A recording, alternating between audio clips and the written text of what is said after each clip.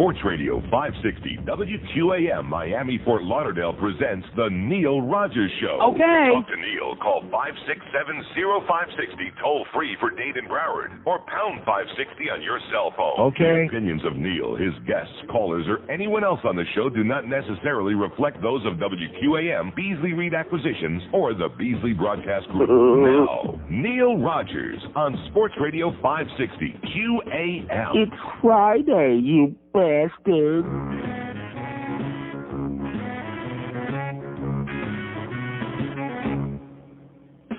Starting from her feet, you run your tongue up her thighs to get her loose and moist in case she's just a little tight. Then you make the move that makes her feel alright. And then you swirl around and swirl around from left to right. Put her in position for the full attack. Her ankles by her ears as you push her legs back. Now she's ready to go. Time to give her a stab. That's what I call falling abroad. Starting from her feet, you run your tongue up her thighs to get her loose and moist in case she's just a little tight. Then you make the move that makes her feel alright. And then you swirl around and swirl around from left to right. Pull her in position for a full attack. Her ankles by her ears as you push your legs back. Now she's ready to go. Time to give her a stab. And that's what I call falling abroad. It's better than your head when you gotta get off. Oh! 10:01 at 560 WQM. Happy Friday to you from all your paisans over here. Do we have any paisans over here? No. But at any rate, so we had quite a big day yesterday over there in Plantation University in Broward Boulevard. Fundraising, man, we raised, I think, $1,200 is what I'm hearing the rumor is, because there were people who showed up after we got off the air. $1,200 sounds pretty outstanding to me, but then I come in this morning expecting a mountain of mail. I'm expecting boxes and boxes of mail, just we have like out for the contest out in the hallway there, with the thousands and thousands and thousands of letters to try to win a truck. How many letters did I have this morning, by the way? Less than 2, more than 0. 1. Thank you, Flo. It was a check from Flo in Miami for $100. At least it was a nice fat check there. But I'm just convincing myself that, most of these bastards out there are not going to donate anything to anybody unless they get something in return. So we're going to be doing the QAM van at various parts around town every day from now till the end of the year to try to reach our 100,000 for Center One. Today in Kendall, somewhere, somehow, which we'll find out and let you know when it happens. Some more news, big news. We're not talking about the impeachment hearings, of course. We're talking about the most important thing going on, our link with America's innocence of the past, Joe DiMaggio. This, something, this is just astonishing. In fact, when they had the impeachment hearings going yesterday afternoon, of course, like round the clock practically now on CNN. And you know how they show the crawl underneath with other news stories that, in other words, there might actually be something else going on in the world? And every time they'd show those little stories, here would be another update on Joltin' Joe. So I think Joe Costello may have hit it right on the head the other day when he said that Jody is a hell of a lot more important than almost anybody else we can think of, because he is, after all, much more so than Mrs. Robinson or Simon and Garfunkel, our link to America's innocence, the only remaining link. He's the missing link. In fact, if you look at Joe DiMaggio, every time I've ever seen him with that kind of like pushed-in grotesque nose of his, I always think to myself, boy, he looks like the missing link. You know what I'm talking about? Yeah, that's kind of... But at any rate, so we got an update today, because what is life worth without an update on Joe DiMaggio? You know what I'm talking about? Do you understand? No. Well, get with it. DiMaggio's lungs drained. Doctors treated a persistent infection in Joe DiMaggio's lungs on Thursday, hoping to relieve congestion that grew worse overnight and clouded his overall health picture once again. Clouded his overall health picture. Are you following these words? Listening carefully. Still, despite a low-grade fever and the increased congestion, DiMaggio was in stable condition in Hollywood's Memorial Regional Hospital after the procedure, and his blood pressure, heart, and kidneys were performing well, his doctor said. They don't know about any bowel movements, but that'll be coming in the next bulletin. It's not necessarily a turn for the worse, but it clearly would be better if he didn't have this, said Dr. Earl Barron, who has treated DiMaggio for years, 5 years. Doctors drained the infected material from DiMaggio's lungs, a procedure that helped him rally Monday after he was described as near death. Near death, but they drained him, and now it's a little bit better. I was just informed that information is dated. He has slipped back into a coma, according to Joe Costello. Oh, my God. How come Joe Costello called you and didn't just interrupt me on the air? He's shy. I don't know. Did I intimidate him the other day when I said that he was starting to talk just a little bit too much? Did I? Okay, good. No, seriously. So, in other words, this is dated. Okay, there's an update for you right here on your Joe DiMaggio Death Wash station for the 90s, WQAM. He has slipped back into a coma. What a surprise. Like I said, I mean, I don't want to sound like some kind of sadistic bastard, but the fact is the guy's in bad health. And you know something, all you kids out there, how come they're not using this? Like when Mickey Mantle died, okay? Mickey Mantle died, cirrhosis of the liver. They went and found him liver with bacon and onions at Denny's, and it just didn't work out. But the fact is that he talked a lot about boozing and being a big booze hound. Him and Billy Martin and Whitey Ford, but especially Mickey Mantle. Boozing and boozing and boozing and boozing. Cirrhosis of the liver, he's dead. Prematurely dead. Now, Joe DiMaggio is 84 years old, but the one thing that he did do a hell of a lot was smoke. He smoked a lot of those faggots, a lot of those cancer sticks, boys and girls. If you want to be dead like Joe DiMaggio, the only difference being, though, he's 84 years old. So is that the message, that if you smoke a lot of cigarettes, you're going to wind up to live to be 84? Is that the message? Okay, there you go. Just call me the Marlboro Man. No, seriously, I mean, so he lost a lung, he had cancer. Is it a surprise that a guy who was chain-smoking cigarettes for about 100 years lost a lung? No. That's not a surprise. And whether Greg Kotex likes it or not, I mean, even George Burns died. Did you know that? George Burns died. I know he was God. And let me tell you one other thing, by the way. I didn't see the movie, thank God. But you know who was in that movie with George Burns? John Denver. John Denver, very good. And guess what? He died too. How do you like that? Oh, it's an epidemic, man. And, of course, the good God up there in heaven, who gave mankind this very, very relatively short lifespan, although it is longer than like a hummingbird, I guess, longer than an insect, but really not all that long when you come right down to it, so you better make hay while the sun shines, okay? The good Lord up there in the sky, he looking down and saying, okay, that's enough for you, George Burns, because, you know, he works in mysterious ways. And when your time has come, the Lord sticks his little finger in your rectum, and that's it. Calls you. It's that big calling. It's time for Judgment Day. We know Jolton Joe, he's going to be up there at the pearly gates in baseball heaven, right? There you go. He's going to be up there with Lou Gehrig and Babe Ruth and name me some other great dead baseball players. Come on, quick. Ty Cobb. Huh? How about 400 or 500 other great dead baseball players? Now, do they have like a separate division in heaven? No, seriously, like did the football players go to one like football heaven and to the baseball? Okay, I just want to check out. Or like do all the dead jocks go to the same heaven? Very important topic that maybe some of you can straighten out for us here today. Because, by the way, here, should committee vote to impeach Clinton? 34% of the Americans say yes, and 63% say no. How do you like that? This is as of late last night, CNN's latest poll. Even after all these shenanigans, all these articles of impeachment that have been drafted, these 4 articles of bullcrap, and after these, this is a rabid feeding frenzy by a bunch of lunatics is what it is. There is no partisanship. There is no nothing. All it is just a partisan, right-wing, a bunch of nut, you know. What have we learned in the last 2 weeks? Did we learn anything new? No. 2 weeks ago, they were all saying, oh, well, you know, that election, it's a message. We got to get this over as fast as possible. How do we get out of this thing? Let us censure, get it over, and let's move on. Is there anything been new information that's come to us in the last 2 weeks? No. But all of a sudden, they just decided, well, you know, we weren't too crazy about those 81 answers to the 81 questions, so screw him. And let's subject the goddamn country. And that Wexler guy from Florida, who's great, by the way, that Democrat Wexler, made a very impassioned, as he always does. He's a wild man. And he's absolutely right. Now we're going to tie the whole goddamn country up for probably the next year.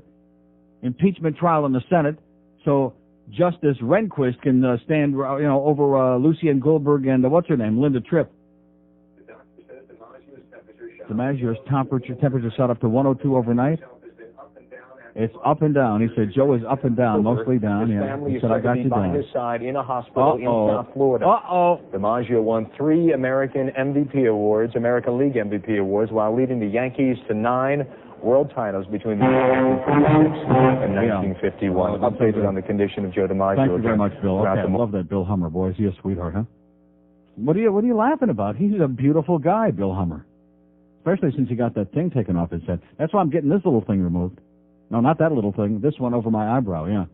Because I guarantee you, when I get that thing, you'll be amazed. I'll come in here whatever day it happens, in a few days, and you'll say, gee, it's Bill Hummer. Yeah, I look just like him. That's why I'm getting glasses just like his, and when I get my little thing removed, I'm going to look just like Bill Hummer. 9 minutes after 10 at 560 WQAM. WQAM, go f*** yourself. We gave you a video game. We gave you a video game. We gave you a video game, and it's really violent. There are lots of demons for you to destroy. Dismember and kill them. What a wonderful toy. We bought you a new Nintendo. We bought you a new Nintendo. We bought you a new Nintendo with Duke Nukem 2. He's got some grenades and a big machine gun. Yes, virtual killing is holiday fun. All right, 10:14 at 560 WQAM. By the way, I got a fax from Enrique, not that Enrique, but another Enrique in the Gables, who says, I have faxed you several times complaining about some noise that interrupts your bits when you play them. This has been happening every day with the exception of Wednesday that I did not hear it. The noise is very annoying, making it feel like my subwoofer is going to blow up. Anybody's woofer on the verge of blowing up out there? Have you had any complaints beside me about this, he asks? No. Are you going to mention this to your audience to see if I'm the only asshole that hears this? Are the technicians going to do something about this? No. In closing, George is doing a great job when you're on vacation, et cetera, and so on. I strongly believe he'll be the next generation of the Neil Rogers talk show. How do you like that?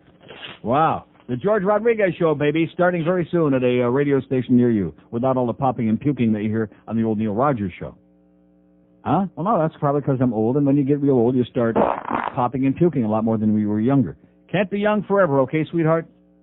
Speaking of what's Chris, by the way, I'm going to challenge you. I don't care what any of you have to say, because we got a lot of nice people out there, but we also have a lot of people with no taste who eat vanilla ice cream.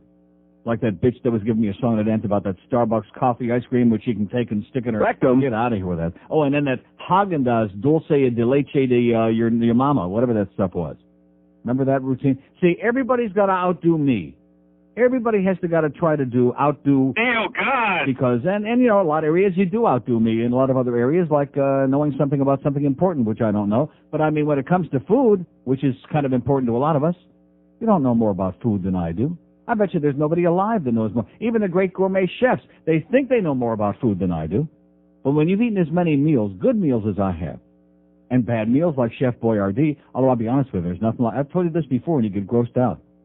In the old days, in fact, when I worked at WJNO in West Palm Beach, one of my favorite things would be, that was after I had lost 100 pounds, so I had a lot of room to gain it back, which I did. Not all of it, but a lot.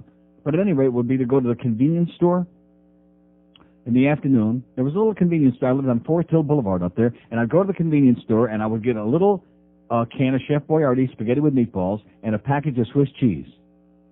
And then you open it up, you put it in your bowl, you put the Swiss cheese in there, you kind of like tear it up a little bit, and you mix it in, and then you put it in the microwave for, until the stuff is hot and the cheese is melted and like stringy. But it's so slimy. How about the spaghetti? Well, what do you mean it's slimy? What does that mean? It's like mushy, slimy. How about beefaroni? That's a little better, yeah. Yeah. Not the ravioli. Not canned ravioli is for Graham. I mean, forget that. Now, how can you say that? I'll tell you what else is good. Franco-American. I like Franco-American. Yeah, with the Swiss cheese in it. Well, all right, let's get off of that, okay? I was just telling George I lost 6 pounds this week on a real scale up here, no less. And last night, Greg Reed and his lovely wife took me. Oh, by the way, I want to straighten one thing out yesterday. I want to correct because Rimmer's going to be psychotic. I mean, this man talks so much that I forget half of what he says because, believe me, but he did mention a couple of days ago that he had a check for me for Center 1 and that Farrell wanted to surprise me. She was going to bring to me one of the Panther games very soon. So I mentioned yesterday that we hadn't had a check from Rimmer. I should mention that. But I also should mention, because I asked him, well, is it going to be a big check? He said, oh, yeah, it's going to be, you're going to be really impressed. I said, well, how many zeros in it? And he said 2. And I said, is that before or after the decimal point? Huh? Yeah. You don't want to hear his answer, do you?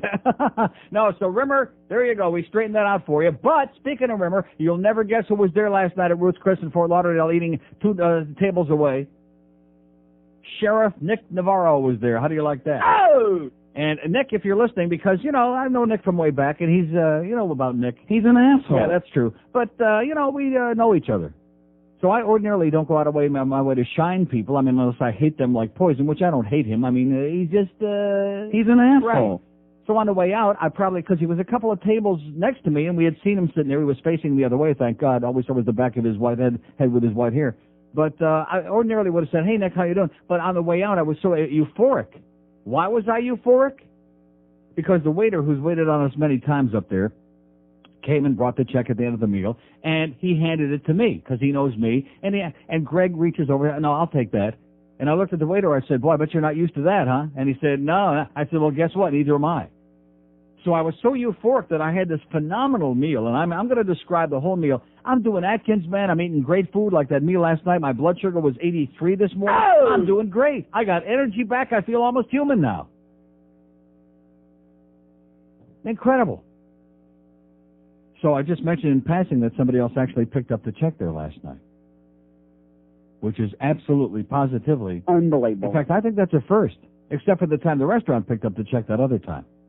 But if there are people out there that want to give me a song and a dance that there's a better steak place, I know Hank loves Shula's, and that's fine. Everybody says Shula's is very good. But I'm going to tell you something. If there's a better steak in this town than Ruth's Chris, I've never eaten it. If there's better meat, I've never had it in my mouth, okay? I had that ribeye, the ribeye, and of course they broil all their steaks in butter. And so when they bring it to the table on that platter, it's sizzling, and the butter is like spattering, and you have to put your napkin up like almost to your puss to make sure you don't get burned and spattered by it. And the great part about that is that it makes the steak juicy and tender, like it says on those spots with Ruth Frutel, whatever her name is. Like she says, and it's a big-ass steak. But even when you get to the last part of it, which I didn't leave a drop, it's still juicy and great because it's broiled in the butter. Instead of most steaks that would be that big, would be dry like shoe leather by the time you got to the end of it. And a great spinach au gratin and those sauteed mushrooms. Oh, my God, was that a meal or was that a meal? Huh? And the barbecued shrimp appetizer. I don't want to go on at great length, but I'm just telling you, I love that place. In fact, if I had to tell you right now, my favorite restaurant in this whole town, all the years I've been here, it's Ruth's Chris. I've been to Ruth's Chris in Vegas. I've been to Ruth's Chris in Toronto. I mean, it's just a great place. What's not to like? The only thing I don't like is where it is. I know there's one in North Miami Beach, which I've never tried that one yet, but over there in Fort Lauderdale, you know what I'm talking about. And they got the road up. Why is it every year, I've been here 100 years, every goddamn year you crazy people at the DOT do the same thing? They wait until the season starts, November and December, then they start tearing up all the roads. You know, when it gets a lot more congested, and we got 80 million people, which, by the way, I saw two more really, really bad wrecks today, one on the Turnpike, one near 595. But why do they do that? And like at Gulfstream over there in Hallandale, every time it gets close to the Gulfstream racing season, they start tearing up US 1, Federal Highway. Why don't they do it during the summertime when there's light traffic and the snowbirds are all gone and we got a little bit of breathing room? Does that make too much sense? Uh-huh. That must be it.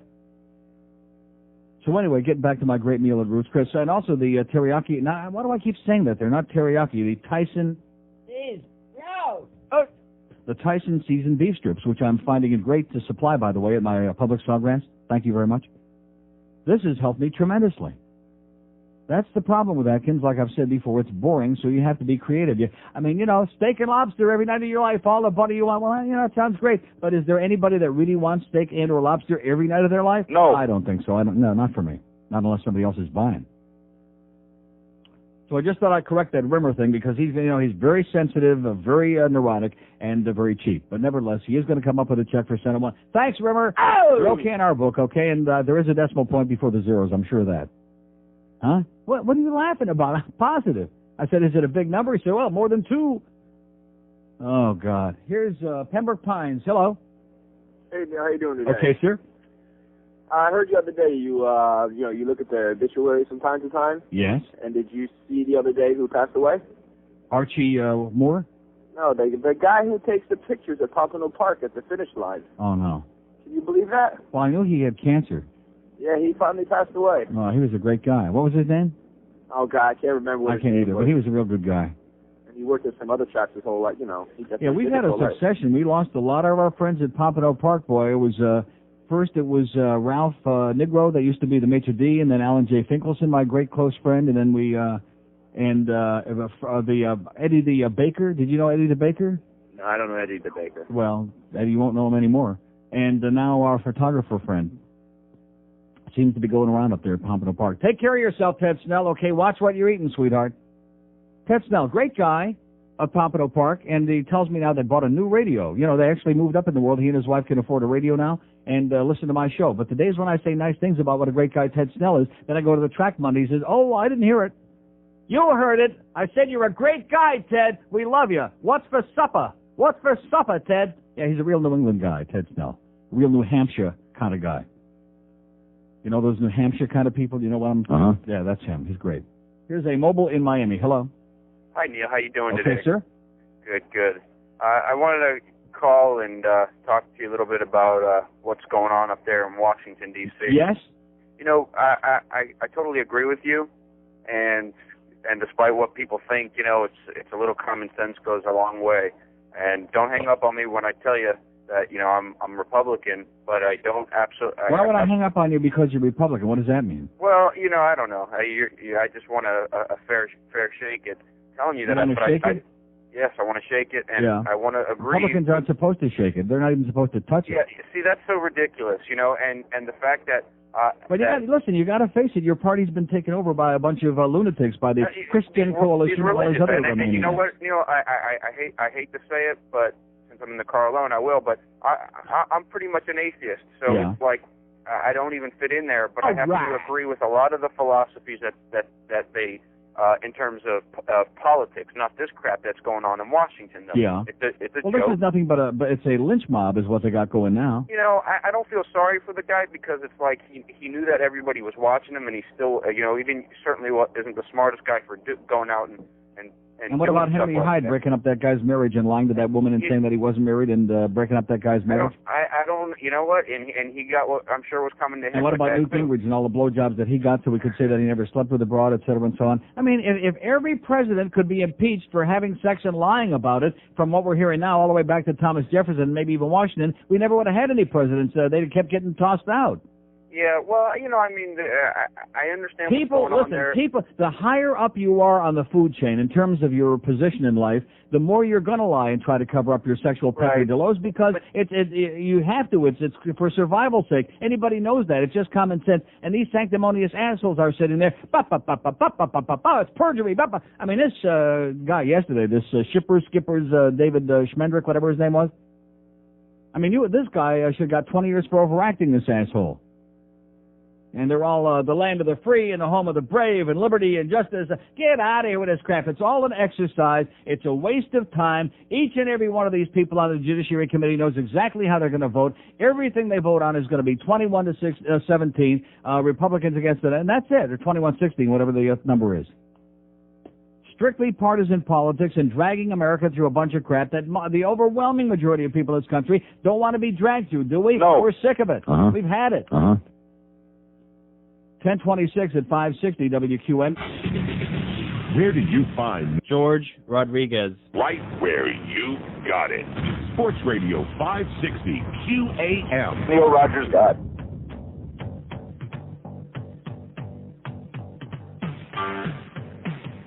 Good luck, John, but please tell me now. With all that free milk, why would you buy the cow? Some people say, how can I be loved? Who is talking? You know you heard it easy, but now John, you say, how can I be loved? So much like you were dying, cause the room is so full, because so much pretty family pride. How many women did you upset, John? This sexy single man is finally gone. But they don't watch your step because they'll let you in. Here's the love you see. They'll enter in your bed, bring your wife and dinner. Who is your little thing? I wish I was there when Daddy fell in the case. Anyway, how's Dan Croce, illegitimate kid, doing up there in Indiana? Is he okay? Is he, You turd. Yeah, how's he doing? We have 2 open lines in Dade 1 and Broward. By the way, before we go back to take any more calls, because I got a lot of material to cover here, including our Center 1 that mailed 1 letter today. Let me give the address again, okay? I'm sure there must be at least 50,000 people out there that would like to mail us $10 or $5 or $20. And just make this check out to Center 1, mail it to Neil Rogers, WQAM, and the address is 20295 Northwest 2nd Avenue, Miami, 33169. What did I say? 20295 Northwest 2nd Avenue, Miami, 33169. One check today? We're getting all that mail because these freeloaders want to win a truck, but we try to raise some money for charity and we get one check. Thank you, Flo, again. Thank God at least it was a $100 check. But anyway, yesterday, and of course, again, being the spokesman, I guess, for all these other silent people out there that don't have the balls or the will or the brains to say anything, isn't it interesting that today we have two articles, one in the Sun Sentinel and one in the Herald. Both David J. Neal and Michael Russo have discovered problems with the game clock continue to frustrate the Macarena, the National Car Rental Yenta Center. And it goes on about they hope the game clock that seemed to have a mind of its own during Wednesday's 6-5 win over Ottawa will be fixed by Saturday night's game against Calgary. The clock malfunctioned throughout the game. Steve Dangerfield says a computer failed during Saturday's game against Carolina, and then again the backup failed as well on Wednesday. The third time since it's been opened in September, there's been a problem with the clock. Even Bill Haley can't rock around it. By the way, he's dead. We've been in contact with him today and basically outlined the problem, said Steve, and we're upset and we're pissed off. And then it goes on about Terry Murray said coaching the game was difficult. I know that, Jacques Martin, that's the name of the Ottawa coach there, he was pissed off and foaming at the mouth, especially when the horn went off and the game had to stop. 14 minutes left in the third period. Ottawa's on a 3-on-2 break. They're just outside our blue line. They're making a move and all of a sudden the horn goes off.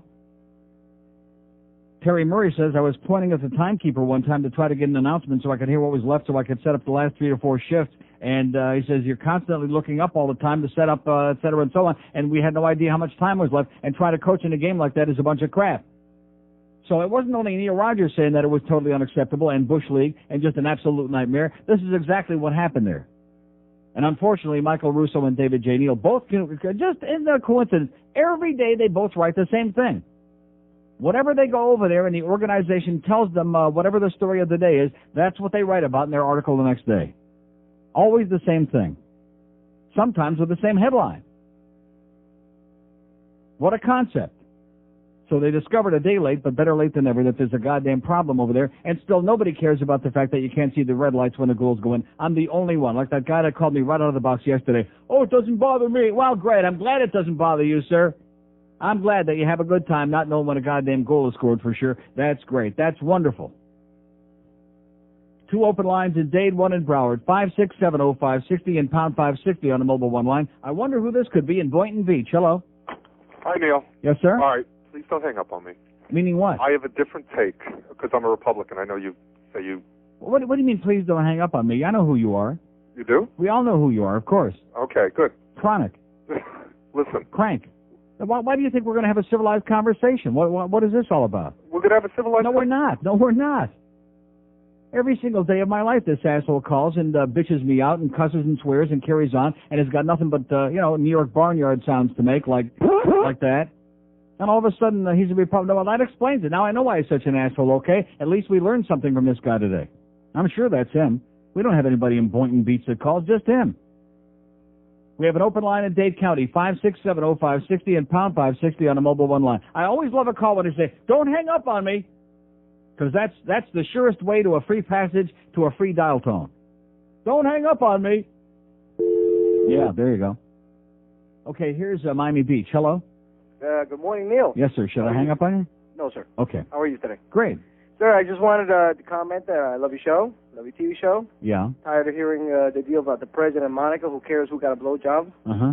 And I'm that DOT guy that you met on 595 the other day. Oh, my God. This guy nearly drove me off the road a couple of days ago. I mean, your enthusiasm was great, but just tone it down a little bit. This guy's barreling up behind me. I'm getting off on University to go pick up my mail at my box, and this guy's like barreling up on my ass. I thought, what kind of a lunatic? Then he pulls up next to me with a red light, and he stops the tow truck. Listen to this, folks. Not only waves. I mean, most people, they wave, they high-five, they flip me off, whatever. This guy gets out of the tow truck, comes over, I roll down my window, Neil, and I'm going to tell you, you got the firmest grip in the history of the human race. This guy broke every bone in my hand. Seriously. You've got the strongest goddamn grip, man. I'm sorry, Neil, but a firm handshake means you can trust a person. Yeah, it means something, I guess. So I just wanted to say hello and all that, and great show, and enjoy listening to you every day. You make my days go by. It was great. Nicer. It was great seeing you, pal. Take care of yourself, Neil. Just give me about 2 feet, you know what I'm saying? Okay. Have a great day. Yeah. He comes roaring up behind me. I thought, God, it's a lunatic in this big-ass tow truck. He's a good guy. Never stole a freight train. He's a Julio. See, there's the good Julio. I knew there'd be one or two out there. We have an open line in Dade County, 5670560. We're in a holiday spirit. We're raising some money for our charity. Everybody's in a great mood. We're going to get the clock fixed at the Macarena. Are we going to get it fixed? No. We're going to get those goal lights straightened out? No. Is Rimmer going to come up with a real big contribution for our... No. Okay, I'm just checking these things. So anyway, let me say it again. I didn't shine you, Sheriff Nick. Okay, I forgot all about you. I forgot you were even sitting there. And when I got in the car from valet parking and I left, I got about a mile up the road and I thought, oh, gee, I never even said hello or goodbye or anything to Sheriff Nick. Because I'm not the kind of person who holds a grudge ordinarily. Now, with the evil sisters upstairs, I'll make an exception with them. But ordinarily, I don't hold a grudge. And, it would have just been the nice thing to do. But I forgot that he was there because I was so ecstatic and excited that somebody else had actually picked up the check. Oh!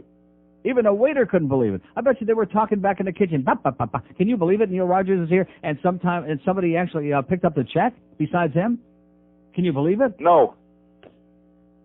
In fact, we kept looking up. When people would come in at the restaurant, we kept looking up at the entrance to make sure it wasn't Rimmer and Farrell coming in. No, because I told him that Greg was buying me dinner. We fully expected that they were. That was part of our discussion. What time is Rimmer showing up? 21. Oh, gee, what an accident. I just happened to be here. You mind if I pull up at the table next to you? Can I? No.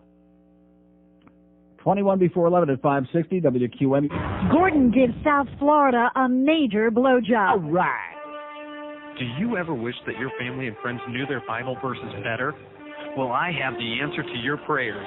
From the makers of You Sank My Martyr comes a game the whole family can enjoy, Crucifixion. Crucifixion is not just fun to play, but it forces everyone to know their Bible. And it's easy to play. First, someone picks a word or phrase from the Bible, and the rest of the group takes turns trying to spell it. But be careful. If you pick a wrong letter, your little Jesus doll gets nailed. I'll take a guess. How about a K? Nope. Sorry, Billy. I'm sorry, Jesus. After 3 nails and 1 spear to the chest, everyone loses.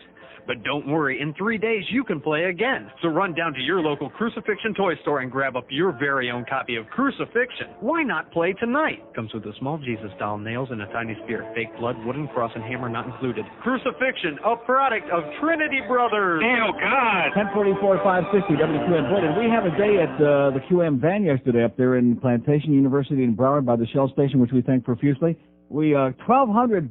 Oh! I was hoping for maybe 400 or 500. I thought 500 would be a major accomplishment. And then we were trying to get desperately right at the end. We got to that total to get us to an even 80,000 altogether, officially. And we wound up over that. We did $1,200 total there because people showed up even after 2 o'clock. And our total right now, this is the official total, not the ongoing with whatever is in Borders this week, etc. $80,486. By the way, Luann Winnick brought us a check for $250, which we appreciate very much. Does that change anything? No. But we do appreciate it. Here's a, does it change anything? No. Here's a mobile in Deerfield. Hello. On the floor? What is it? Throw it away. Thanks. Throw it away, yeah. Okay, throw it away and then speak to us. Hey, how you doing, Chief? Okay, sir. Listen. What were you throwing away there? No, I was throwing away all this crap that's in my car. No, don't throw away crap. I mean, they're washing my car, man. I got this Jamaican guy washing my car. Get the Jamaican guy to get all the crap. Yeah, Jamaicans are good at crap. Yeah, man. Oh, you know it. Jamaicans really know their... Yeah, man. Anyway, the reason I called was the fact of the matter about the arena. I was there at the Ottawa game, man. Yes, sir. What a ridiculous display. Bush League, a presentation that's embarrassing at best. I took a friend of mine that was that happened to be Canadian. He's from Montreal. Oh my God, he must have really been laughing his ass off. What kind of a Bush League bunch of losers are you down here? He's been living down here, I don't know, for the past few years. And, is this guy a frog? Yeah, he's a frog. Oh boy. But he's a good friend of mine. And I'm a spick, so go figure. How do you like that? We make a good team. Well, at least you smell better anyway. Oh jeez. Well, anyway, he was there at the game, and we just couldn't believe it. It was just like he was saying to me every 5 seconds, "Didn't we buy a new stadium?" Because he lives in Broward County, he owns the place, and it's like, didn't the people of Broward County pay for a new stadium? And doesn't it look great? I mean, everything looks so great. If it just worked, it would be sensational. Everything looks, brand spanking new because it is. It looks shiny and glitzy and exciting, and it's all crap. We go outside to smoke some cigarettes on the terrace. Yeah. And the doors just can't stop slamming. It's like the hydraulic thing that holds them to keep them from slamming. Right. They don't work. Like the escalator out front also don't work. In fact, when we came in, it didn't work. When we left, it still didn't work 4 hours later. Every time we heard the door slam, we just laugh our butts off. I mean, talk about getting screwed. Yeah. The people of Broward County got screwed. Well, how come yesterday I'm the only one screaming about this? You can't see the goal lights when a goal is scored. The clock, the penalty clock, the time clock. I love the that penalty clock. 14 minutes are left in the third period, and the horn goes off. Yeah, how did you like that? Everybody out there comes to a halt, and the clock says 0.0, and the referee, Mick Magoo, looks around like, what kind of a joke is this? I just got up and clapped my hands. I was saying, hey, game's over. Well, thank God the people were having a good time. They were doing the wave with the Panther Patrol. They're oblivious. That's the good part about our crowd. They're oblivious. They don't know it. They don't know from it, and they don't care. All right, Chief. Have a great day. You take it easy. And tell your friend to take a shower. Will do. Okay, see ya. 13 till 11 at 560 WQM. We have an open line in Broward. If you move quickly, 567-0560. Chris Reed's on her way to a Kindle somewhere, which we'll tell you momentarily. Did we decide where we're going to go or what? Not yet. Where he's going to go? We don't know yet. A simple no would have been sufficient. Okay, so anyway, he's working on it, okay? We'll find a good spot down there in Kindle. Right there by Shorty's Barbecue would be good. Or maybe out there in West Kendall where we got all the Yidlach out there would be real good for us, huh? Spicks and Yidlach. As opposed to North Miami Beach where we got Spicks and Spooks up there now, basically. That poor Sheila that wrote that letter to the editor the other day, I feel so sorry for her. Sheila, will the last Jew bring her mezuzah, okay, leaving North Miami Beach? I mean, get serious, sweetheart. There's no Jews left up there, are there? No. Besides her? Better look around. That's why there's no Hanukkah stuff in the stores, because it's all goyim there, honey. Get with it. What do they want Hanukkah stuff? Here's a lady in Fort Lauderdale. Hello. Hello. Yes, ma'am. You know how you know that North Miami Beach has changed? How's that? Right across from where Corky's used to be, the house of Popeye's Chicken. All right, now we're talking. All right. There you go. Isn't that? Can you believe that Corky's is not there? Yeah. Once that Corky's disappeared, that was the end of this entire town as we once knew it. Absolutely. I mean, it was bad when Prince Hamlet disappeared, and New York Steakhouse disappeared, and those disappeared. Corky's just moved. Oh, they did? Yeah, they're in Pembroke Pines or something like that. Yeah, but that doesn't count. Oh. Because that's in Broward. I mean, it doesn't count. And what about when the Famous closed? Have you been here long enough for that? Yeah. How about when the Famous closed? That was the end of the beach. I don't care all this crap about South Beach and the Art Deco and all those drug addicts. I mean, that was the end of the beach when the Famous closed down. Oh, absolutely.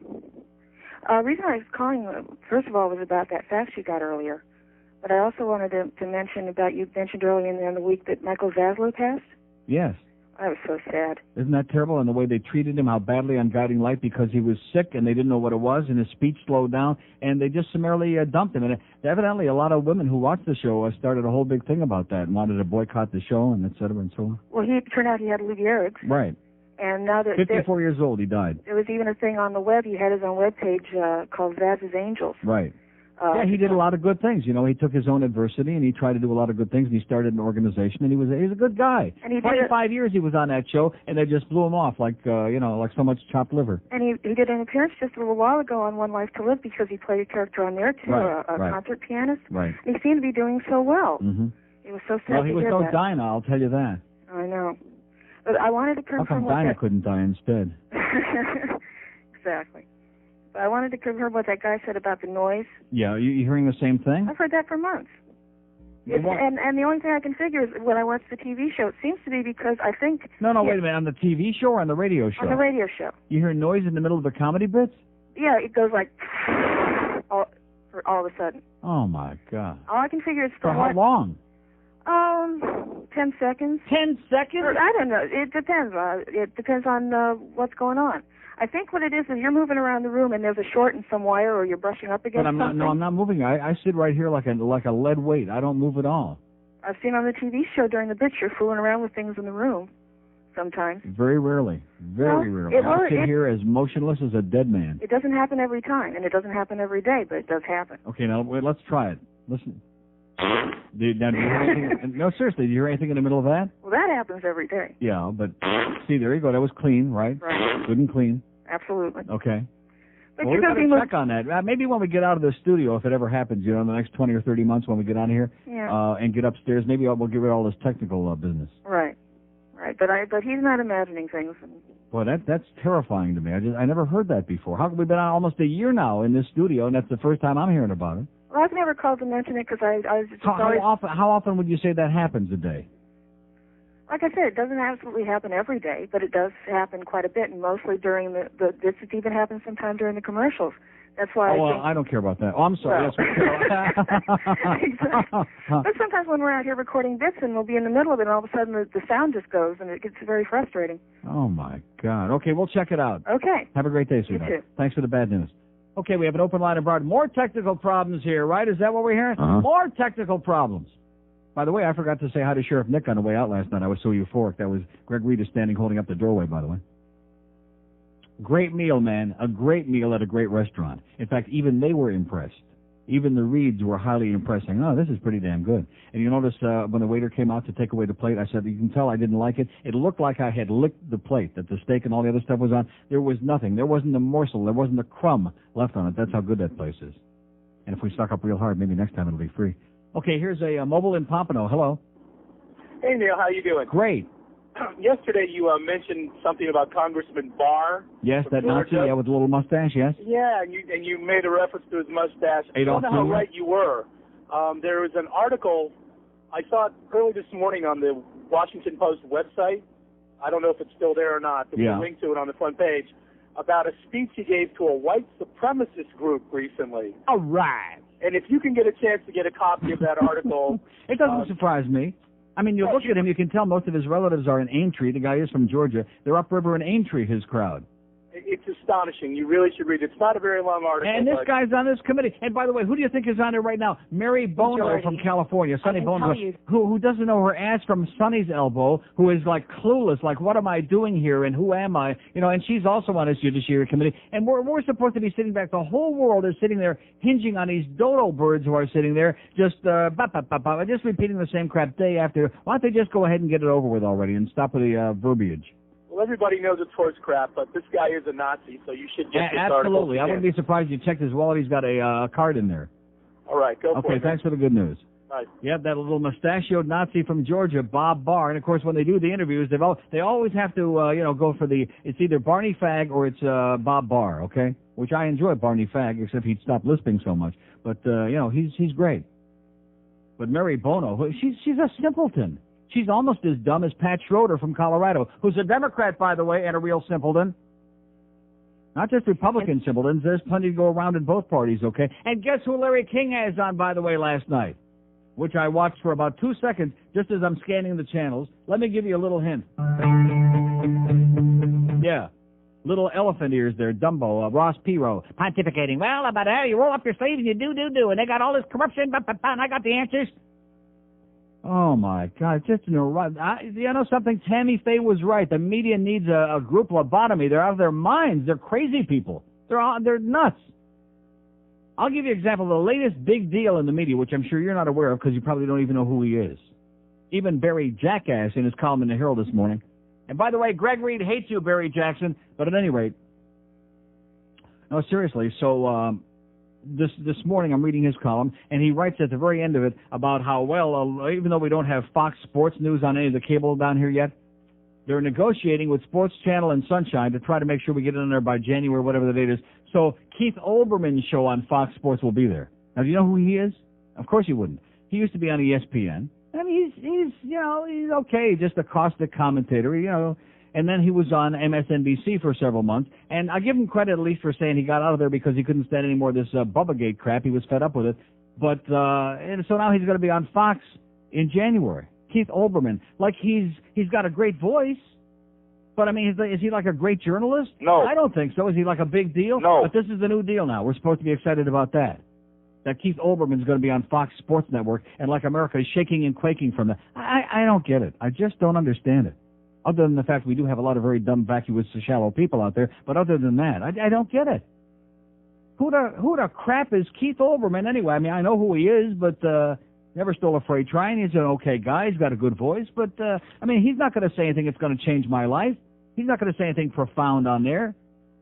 All of a sudden, he was another one of these guys who went from being a sports guy to, he's going to be a great news guy. He's going to be a commentator on MSNBC. Well, based on what?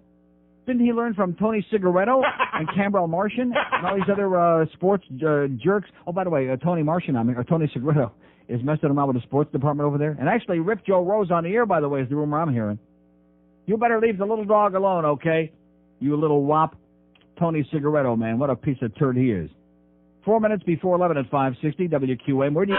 The Neil Rogers Show, now on 560 WQAM, Miami, Fort Lauderdale. It's Friday, you bastard. Bill Clinton's morning, hum, hum, hum, hum, hum. He had an instant heat, hum, hum, hum, hum, hum. But then he lied about hum, hum, hum, hum, hum. On every channel we saw hum, hum, hum, hum. Hum, hum, hum, hum. Outrageous. Hum, hum, hum, hum. Could not impeach him. Hum, hum, hum, hum, hum. The lying stone. 11:02 at 560 WQAM. A couple more checks circled in here for Center 1, so it's 80,546. They're taking a caravan, Sam and Chris, down to Kendall today. We'll let you know exactly where in just a very short time. So we're going to have all kinds of vans and all kinds of QA merchandise and T-shirts and crap, plus, of course, our Best of Neil stuff to raise some cash today. Lots of it. Got a nice letter from Jim Walsh along with his check. Apologize to you, Jim. Sorry. Well, actually, he says he had just come back from Vegas, called me on my, or I had just come back after Thanksgiving. And he said he was a first-time caller and a little bit nervous, but nevertheless, is what he says. And he called to recommend a book. But as I recall the call, and I remember it very well because I did blow him off, and he mentions that in the letter, but he's not pissed off about it, thank God. But nevertheless, he says that the book is James Dobson's War on America by Alex Mogerly. As I recall the call, he said it's a book by James Dobson. What he meant to say it's a book about, remember that? That he wanted everybody to read, and I thought it was a right-winger promoting James Dobson's right-wing propaganda, and I said, to you. The book is James Dobson's War on America by Alex Mogerly, 1997 book, a scathing expose on the largest organization of the religious right that illustrates the behind-the-scene, day-to-day hypocrisy that these people practice and leaves the reader no doubt as to the great threat the Christian right-wingers pose to further erode our civil rights, etc., and so on. So thank you, Jim Walsh, and I apologize for hanging up and assuming, but you told it wrong. Okay, get it straightened out, and next time you won't be so nervous. We have an open line at Dade 1 in Bar. Oh, by the way, here's another fax. That gets me very depressed. It says, I thought it was only my headphones that made noise, but now I know it's not me. How do you like that? It's happened ever since you moved to QAM. It's only a year. How come they're waiting this long to tell us about this now, huh? It lasts for 3 or 4 seconds. It happens on comedy bits as well as commercials. Sometimes it also seems like the station goes into delay afterward, so it might have something to do with that circuit. We got to jerk it on the circuit is what the problem is. Somebody's jerking it on the circuit, and we're having a serious problem with it. So better late than never. Thanks for telling us about that, and I'm sure that our crack engineer, George Corso, in his spare time, since he has so little else to do, he'll probably stick his nose in that. And he's got the nose to do it. Or maybe he'll borrow Joe Costello's nose and stick that one into it. By the way, how's Joe DiMaggio doing? Dead yet? No. But getting really close. I know we got that one oversensitive crowd out there. I mean, what am I supposed to say? Are we supposed to have a nervous breakdown because a guy that's 84 years old with one lung and been sick in the hospital for a couple of months now might die? I mean, am I supposed to say, oh, gee, what are we going to do, you know? What are we going to do? The guy 84 years old, plus he was married to Marilyn Monroe. Huh? Got that museum after him up there that you were telling me about that I didn't even know existed. He's in a song by Simon and Garfunkel. He's America's last link to our innocence. Huh? They got his thing out there in Yankee Stadium. What more could a guy want? He lived a full, rich life, even in spite of smoking all those faggots, and he might live to 94 or 104 if he wouldn't have been smoking all that and lost his lung, etc., and so on. There's a message to all you kids out there. If you want to live to 104 and be old enough to move to Cemetery Village, you better quit smoking those faggots right now. In fact, isn't that what they're going to be saying at that rally tomorrow at the Orange Bowl? Stay away from those faggots. Here's Miami. Hello. Miami. Hello. Yes, sir. Hey, Neil.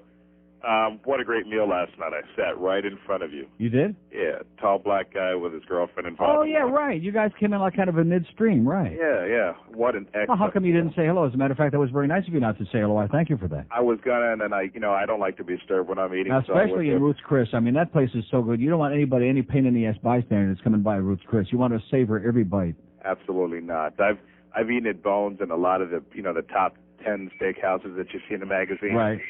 And I'll tell you, Neil, that steak last night was just a really good meal. What kind did you have? What kind of steak did you have? I had the filet last night. Uh-huh. And my girlfriend had the petite filet. Oh, believe me, try the ribeye, though. If you want, I mean, the others are great, but the ribeye is so juicy and so tasty that I can taste it right now. Yeah, it is a good. It's a good meal. I've eaten at Shula's a couple of times, and I'm not bad mouthing, but I really do like Ruth Kirsch a lot better. Yeah, everybody I talk to, except Hank, and of course that's his sponsor, and I understand he loves that. In fact, I don't know if Hank has eaten at Ruth's Chris. Maybe we'll take Hank over there one of these days. There you go. We'll straighten him out. And the next time you're in at Sawgrass Publix, give my brother a hard time. He's a bakery manager there, so give him a hard time and straighten his ass out. All right. All right. Thanks a lot, pal. Thanks. There you go. That was very nice of them.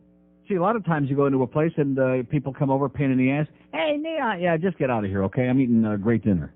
And these people were very nice. Now, exactly who they meant, because obviously they were the only Schwarzers in the restaurant. But, I mean, they were very nice and sitting right in front of us. Oh, and I forgot to ask the guy if he saw Sheriff Nick Navarro.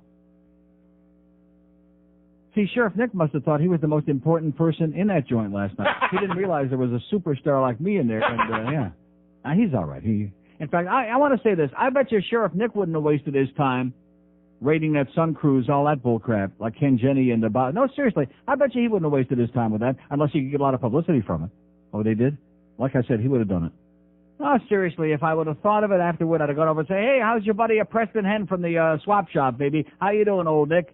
You douchebag? He was, yeah, whatever you say. And then after I walked out, he would have badmouthed me, and I'm sure he did anyway. See, I don't care about that. It doesn't bother me in the least bit, because I know that there are people. I mean, don't you know that there are people behind your back that just rip you an ass? All the time. Even you. Even me. Even you, which, I mean, you're about as generic as it comes. I mean, George is one of the most generic human beings, just gets along with everybody. In fact, I just can't imagine why anybody would despise George, except maybe the water Nazi upstairs. She hates everybody. Oh, no, at least she's consistent, but other than Screw Ann, she hates everybody in the building. Hey, whatever you say. There is no water Nazi. So why shouldn't she hate you? Doesn't even speak to you. Well, I guess that's guilt by association because you produce my show. Therefore, you must be a real prick. Rhymes with. But, so there, who cares about that stuff? And again, also you have to consider the source. If somebody you respected was calling you an asshole behind your back, then you'd say, geez, what did I ever do to them? You might be a little bit concerned about it. Here's Deerfield. Hello. I'd like to answer your poll question. Yes, sir? Here it goes. Here it goes. Okay, 2 days in a row now with this guy. 2 days in a row. Elvis Presley or Joe DiMaggio. This guy, it took him since the end of the show yesterday to get that all queued up. Either that or was that Bob Lincoln singing it in the background? Uh-huh. Oh, boy. Oh, do I remember that trip. Do I remember that trip from hell. Oh, and guess what Greg Reed? Oh, you won't believe this. What he suggested at dinner last night, right in the middle of a delicious meal. I almost upchucked my great ribeye right there, right on the table. Guess what he suggested? A QAM station group, with the audience, a group trip to Vegas. What a great idea. And I said, No.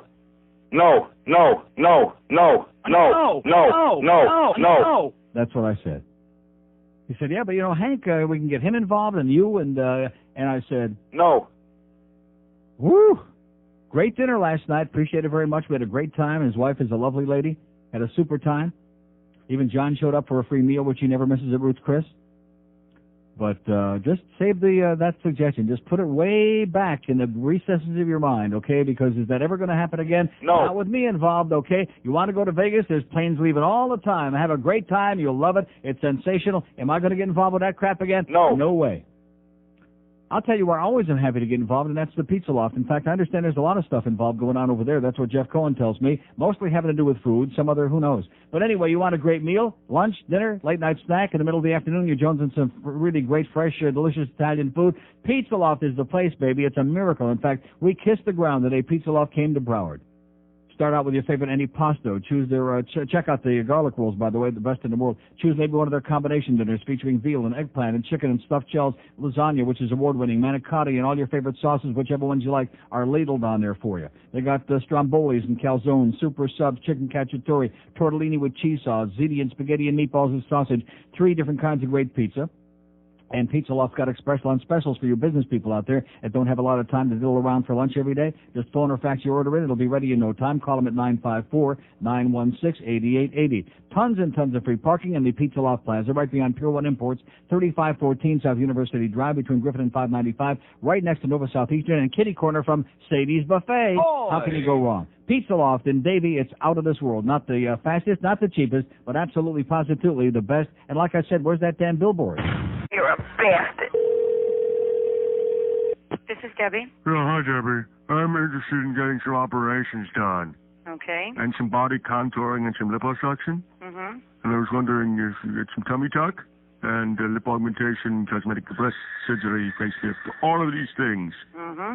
And I was wondering... What would you like to start with? Well, I need to get everything done. Probably the first thing I'd like to have removed is my thing. Okay, we don't do that. No. Could you do breast implants, though? It can be done, but I don't know that they would do it right away. It puts the lotion in the basket. Mm-hmm. How much? 5,000. Excellent. I'd like to have my skin resurfaced, too. Mm-hmm. Laser surgery. Mm-hmm. Have the lambs stopped crying yet, Mommy? Excuse me? Don't hurt Mommy's little baby. It puts the lotion in the basket. I'd like to get the liposuction that I saw on TV. Okay. Can you make me look more like a woman? Well, we'll have to see you first, and then upon looking at you, we can tell you that when we see you. Should I wear my skin suit made of body parts, Mommy? If you'd like to. It puts the lotion in the basket. Would you like to make an appointment? Yes. Okay. There is a $100 consultation fee. That's fine. Okay. Okay. My name is Buffalo Bill. Okay, let me get a little information from you, okay? Just one moment. It puts the lotion in the basket. I understand. It puts the lotion in the basket. Do you want to come in for a consultation for It puts the lotion in the basket. Okay. Would you like to make an appointment, or do you want to call me back? It puts the lotion in the basket. I understand. I've got my skin suit and nipple necklace. Bill. It puts the lotion in the basket. I understand that. Would you like to It puts the lotion in the basket. Would you like to make an appointment? It puts the lotion in the basket. Okay, I will talk to you another time, okay? It puts the lotion in the basket. Hello? Oh. Woo! It's 11:16 at 560 WQAM. God, I haven't laughed like that since I saw Nick Navarro last night. Okay, we have two open lines in Broward, 567-0560 and pound 560 on the AT&T wireless line. And by the way, Sam and Chris, the nephew, are on their way to Kendall to the Town and Country Mall, which I think that's 107th and Kendall Drive, I believe, since I lived there for 5 years. But the expert in here, the Julio neighborhood expert, what is it? I think it's more like 117th, but since the turnpike... I do not think so. I think the Town and Country Mall, well, maybe I'm wrong. What is the mall that's on 107th and Kendall? There is a mall there. I haven't been there, other than our thing in Porter's and Kendall a couple of weeks ago. I haven't been down there in a coon's age. And who the hell wants to? It's so goddamn congested down there. But that's the good part of it, is it's so congested, you'll pull it off the road, it'll give you a break from all the traffic, and you'll bring us a lot of money for Center One, and they're going to have all kinds of good crap, and they'll be there at noon. And setting up at noon, and we're going to raise, if you think we raised $1,200 in Broward yesterday was great, wait till you see what we raised in Kendall today. Huh? I guarantee, no, seriously, I bet it's going to be great. It's going to be big. Here's Boca. Hello. Yeah, who was that? Buffalo Bill. Was that Phil Henry? No, it was not. It was Buffalo Bill. Oh, okay. I saw lunatic. Al Goldstein on the Sally Jesse the other day. He was taking up 2 chairs. Yeah. That's a gay club, you moron. Yeah. But that's Phil Wexler. He's doing an excellent job. But what's with that Mary Bono? Have you seen her? Yeah, she's cool. She's a space cadet. She's surly and everything. Yeah, she keeps looking around like, what am I doing here, and what am I supposed to say now, and what do we do now, and can I put on some makeup, and... I think she needs a little sex, like anal, Georgian style. Yeah, and when she looked at Bob Barr and started singing "I Got You, Babe," I thought that was just carrying a little bit too far, you know. Man, where did she come from with all that? From Sonny's bed, I guess. Yeah, get rid of her, okay? We got a bunch of bozos up there, and everybody's watching. We're sitting back passively, helplessly, and they're going to drag us on and on. We got 4 articles of impeachment, and then it's going to go to the full House, and then they're going to pass it because, of course, this is all nonpartisan. Do we believe that? Oh, yeah.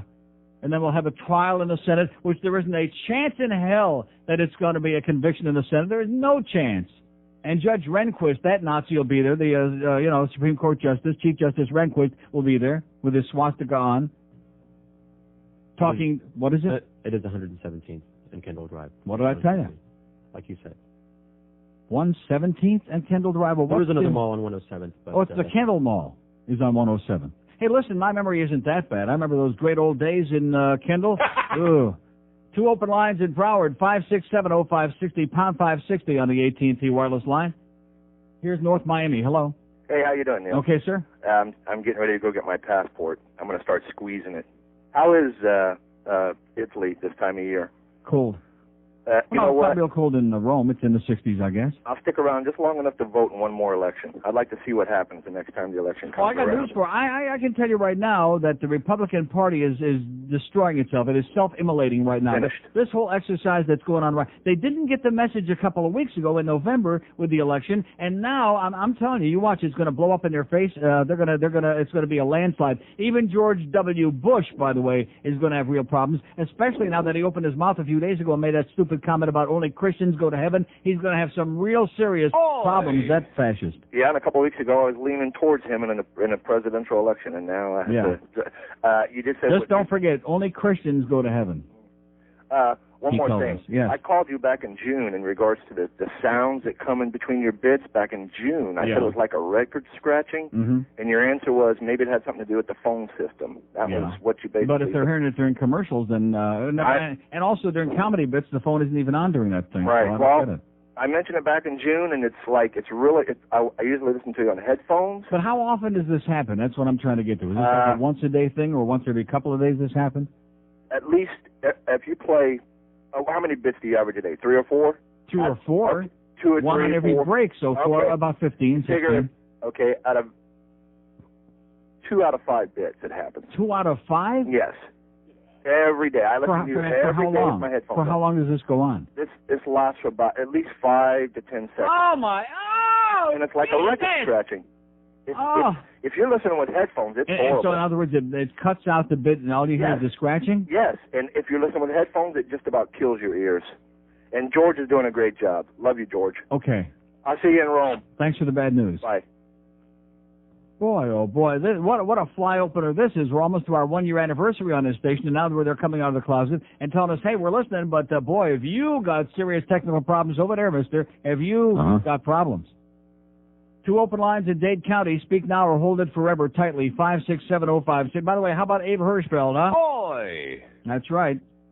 The tycoon who offered Paula Jones $1 million to settle her sex harassment suit against the president has been indicted on charges of hiring someone to kill his former business partner in New York. He denies the charges, but nevertheless.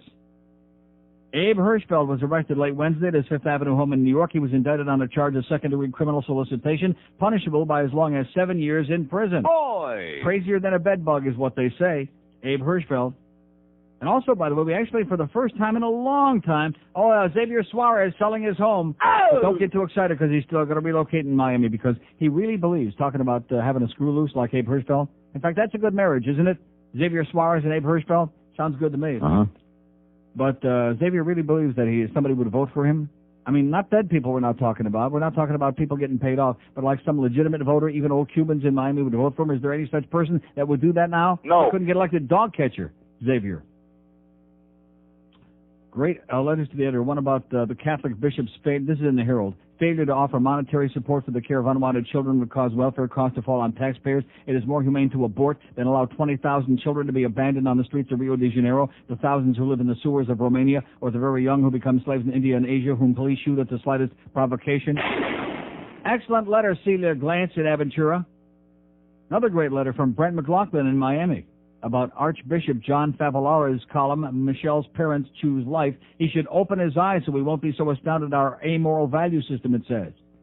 We're a society that is convinced that God made a way for European settlers by wiping out Native American villages with the plague. We also believe that an eye for an eye is a great way of life, hence capital punishment. Many of us are growling about having to endure a few days of waiting before we can buy a gun. Above all, thank God for giving us bombs so we can enforce our political will on anyone in the world in the name of defense, of course. It shouldn't come as a surprise that violence simply is the non-negotiable American way of American life. Yeah! There you go.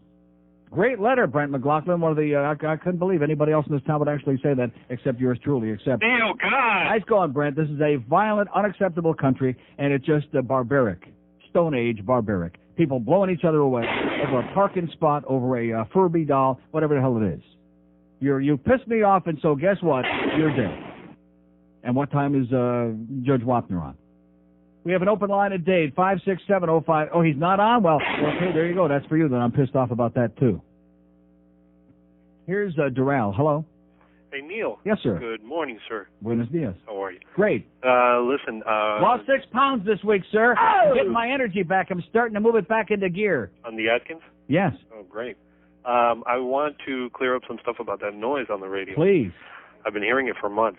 I never called you about it. But let me ask you, how come all of a sudden today, this is, after all these months, I mean, the one guy I do remember he called me months ago, but he was an isolated case. I thought maybe he was nuts or his radio was screwed up. But now all of a sudden everybody and their brother is chiming in. We got problems. Well, because everyone thinks that it's their own radio doing it. Right. I thought it was my Or their own. miracle ear might be shorting out. I thought it was my own radio at work that was doing it because I do work with computers here, and I thought it was doing something. But then when I would take my lunch and go in the car, I'd hear it also. And it does not last more than 5 seconds, Neil. No, yeah, but 5 seconds is a long time. It only lasts like 2 seconds. Oh. And it sounds like if you were taking a Brillo pad and like scratching it on the phone, it goes for like 2 seconds. A couple of things. Well, we do scratch it on the phone sometimes. Not a Brillo pad, though. A couple of things that I want to agree with you that you've talked about before. In fact, with the rumor, in this impeachment hearing, they're suggesting that's one of the things that the president did. He was scratching it on the phone with Monica on the other end. But anyway.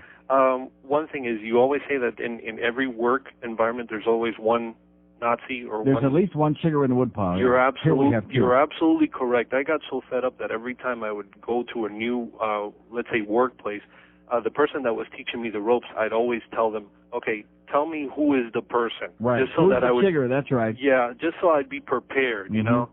Another thing is Eckerd. Never go to Eckerd. I love Walgreens. Right. Never go to Eckerd. Man of impeccable taste, yes. Especially here in Dade County. Eckerd's closed. God, no way.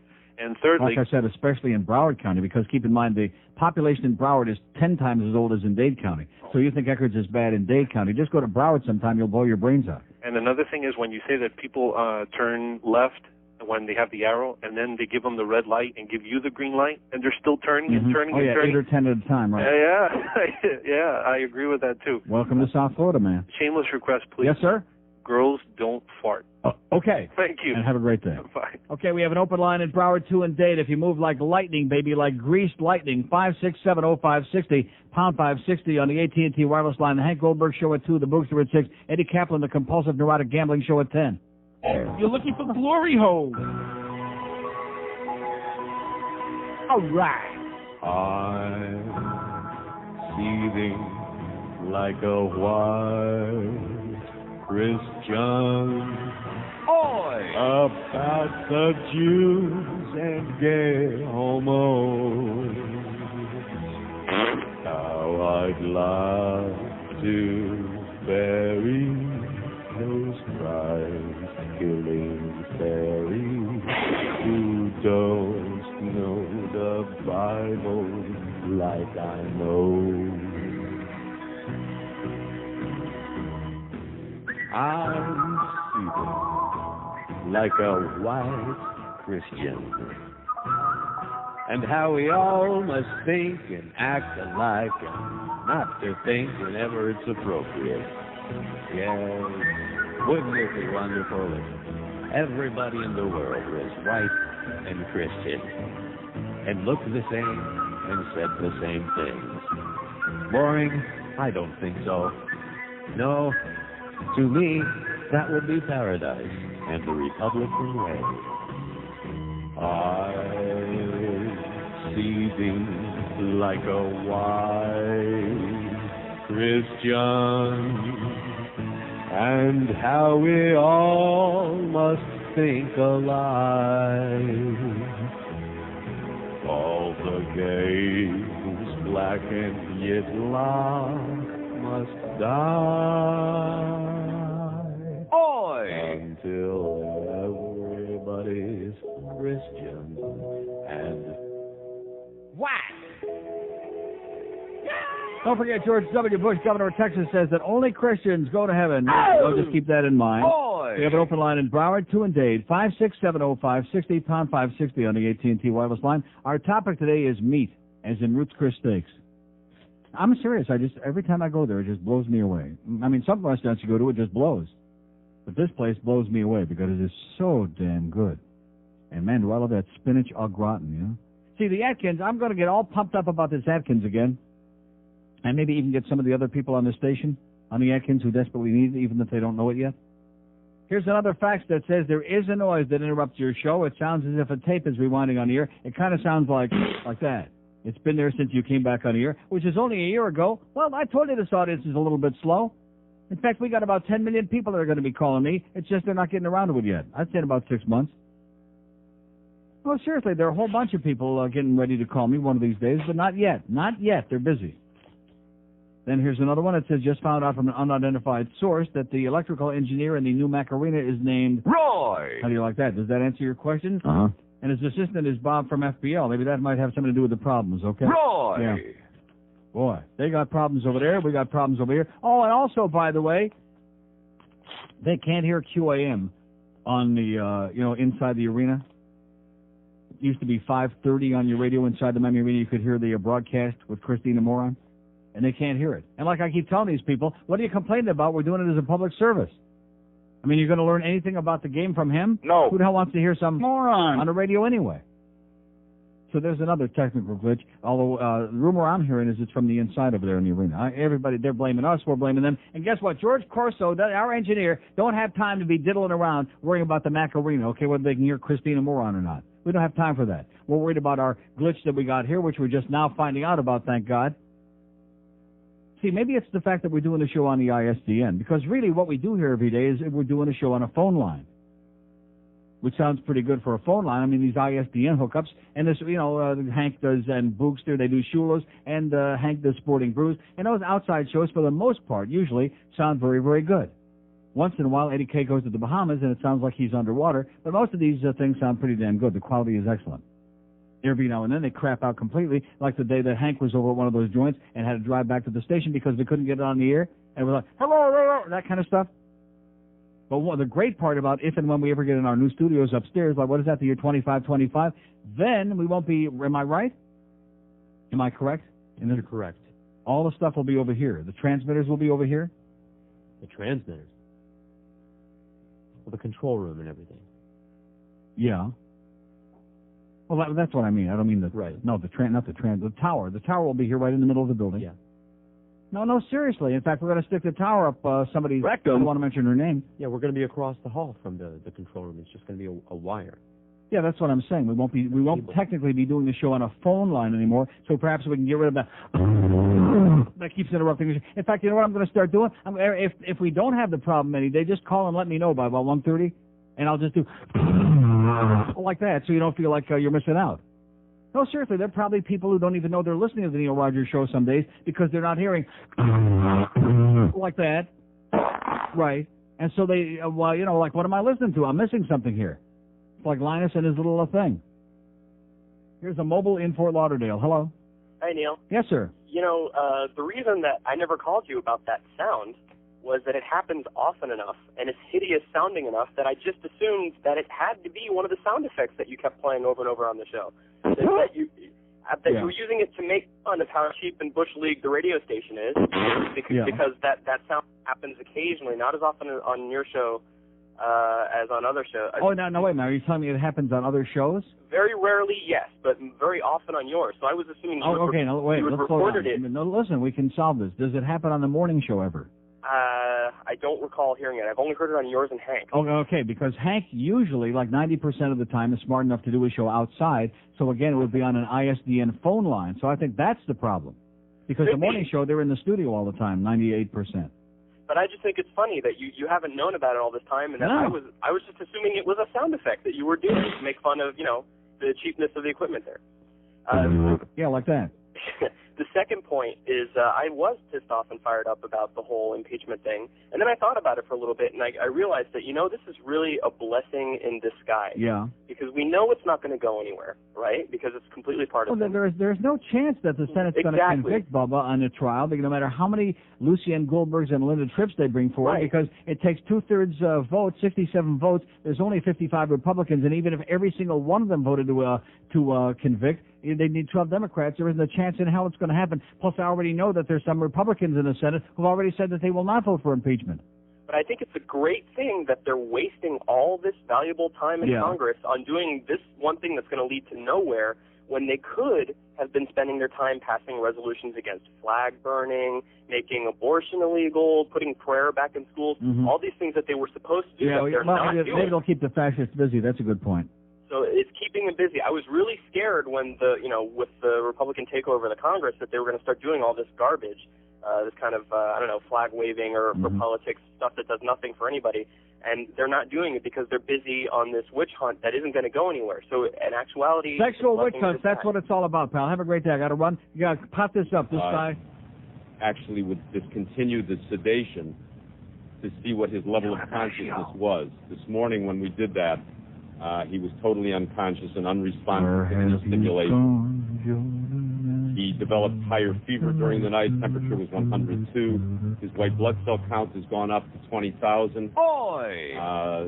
Clearly a deterioration in the infectious situation. CT scan of the chest, which is a sophisticated X-ray, which allows us to look into the real inner portions of the lung, shows that the pneumonia is worse. The organism that we're dealing with is a staphylococcus, and even with free antibiotics, unfortunately, we've been unable to get on top of this bacterium. His vital signs, however, are quite good. His blood pressure is normal. He is off all blood pressure support medication and still maintaining his blood pressure.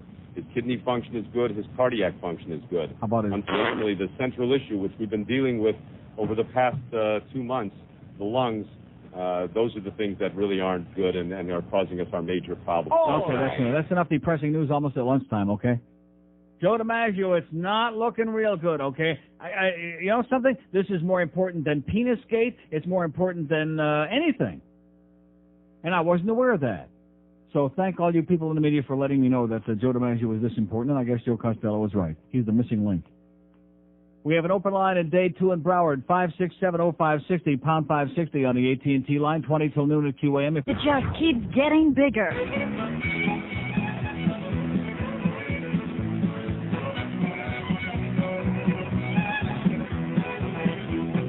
Riding along to the gay square dance, got a great big zipper in the back of my pants. Get off my horse at the old barn door, got my saddle turned around, I'm a-riding on the horn. Look inside, folks are dancing all around. There goes Johnny in his mother's nightgown. All the man left and all the man right. All the man needs is a pillow to bite.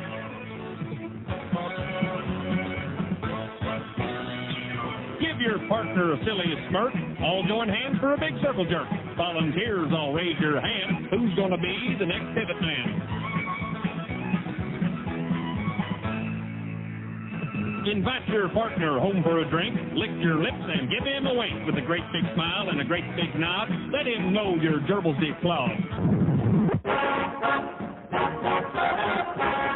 All right.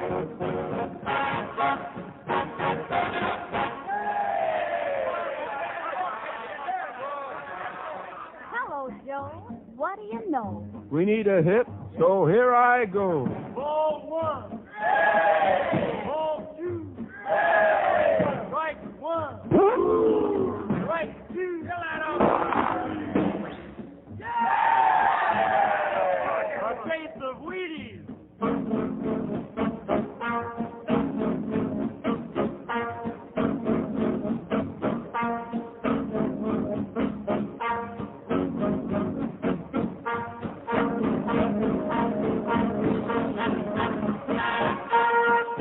All right, let's hear it for Joe DiMaggio. Jolton Joe, he's right on the edge.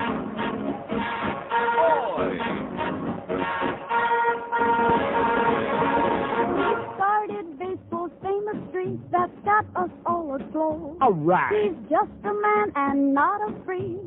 Jolton Joe DiMaggio. Oh! Joe DiMaggio. We want you and I.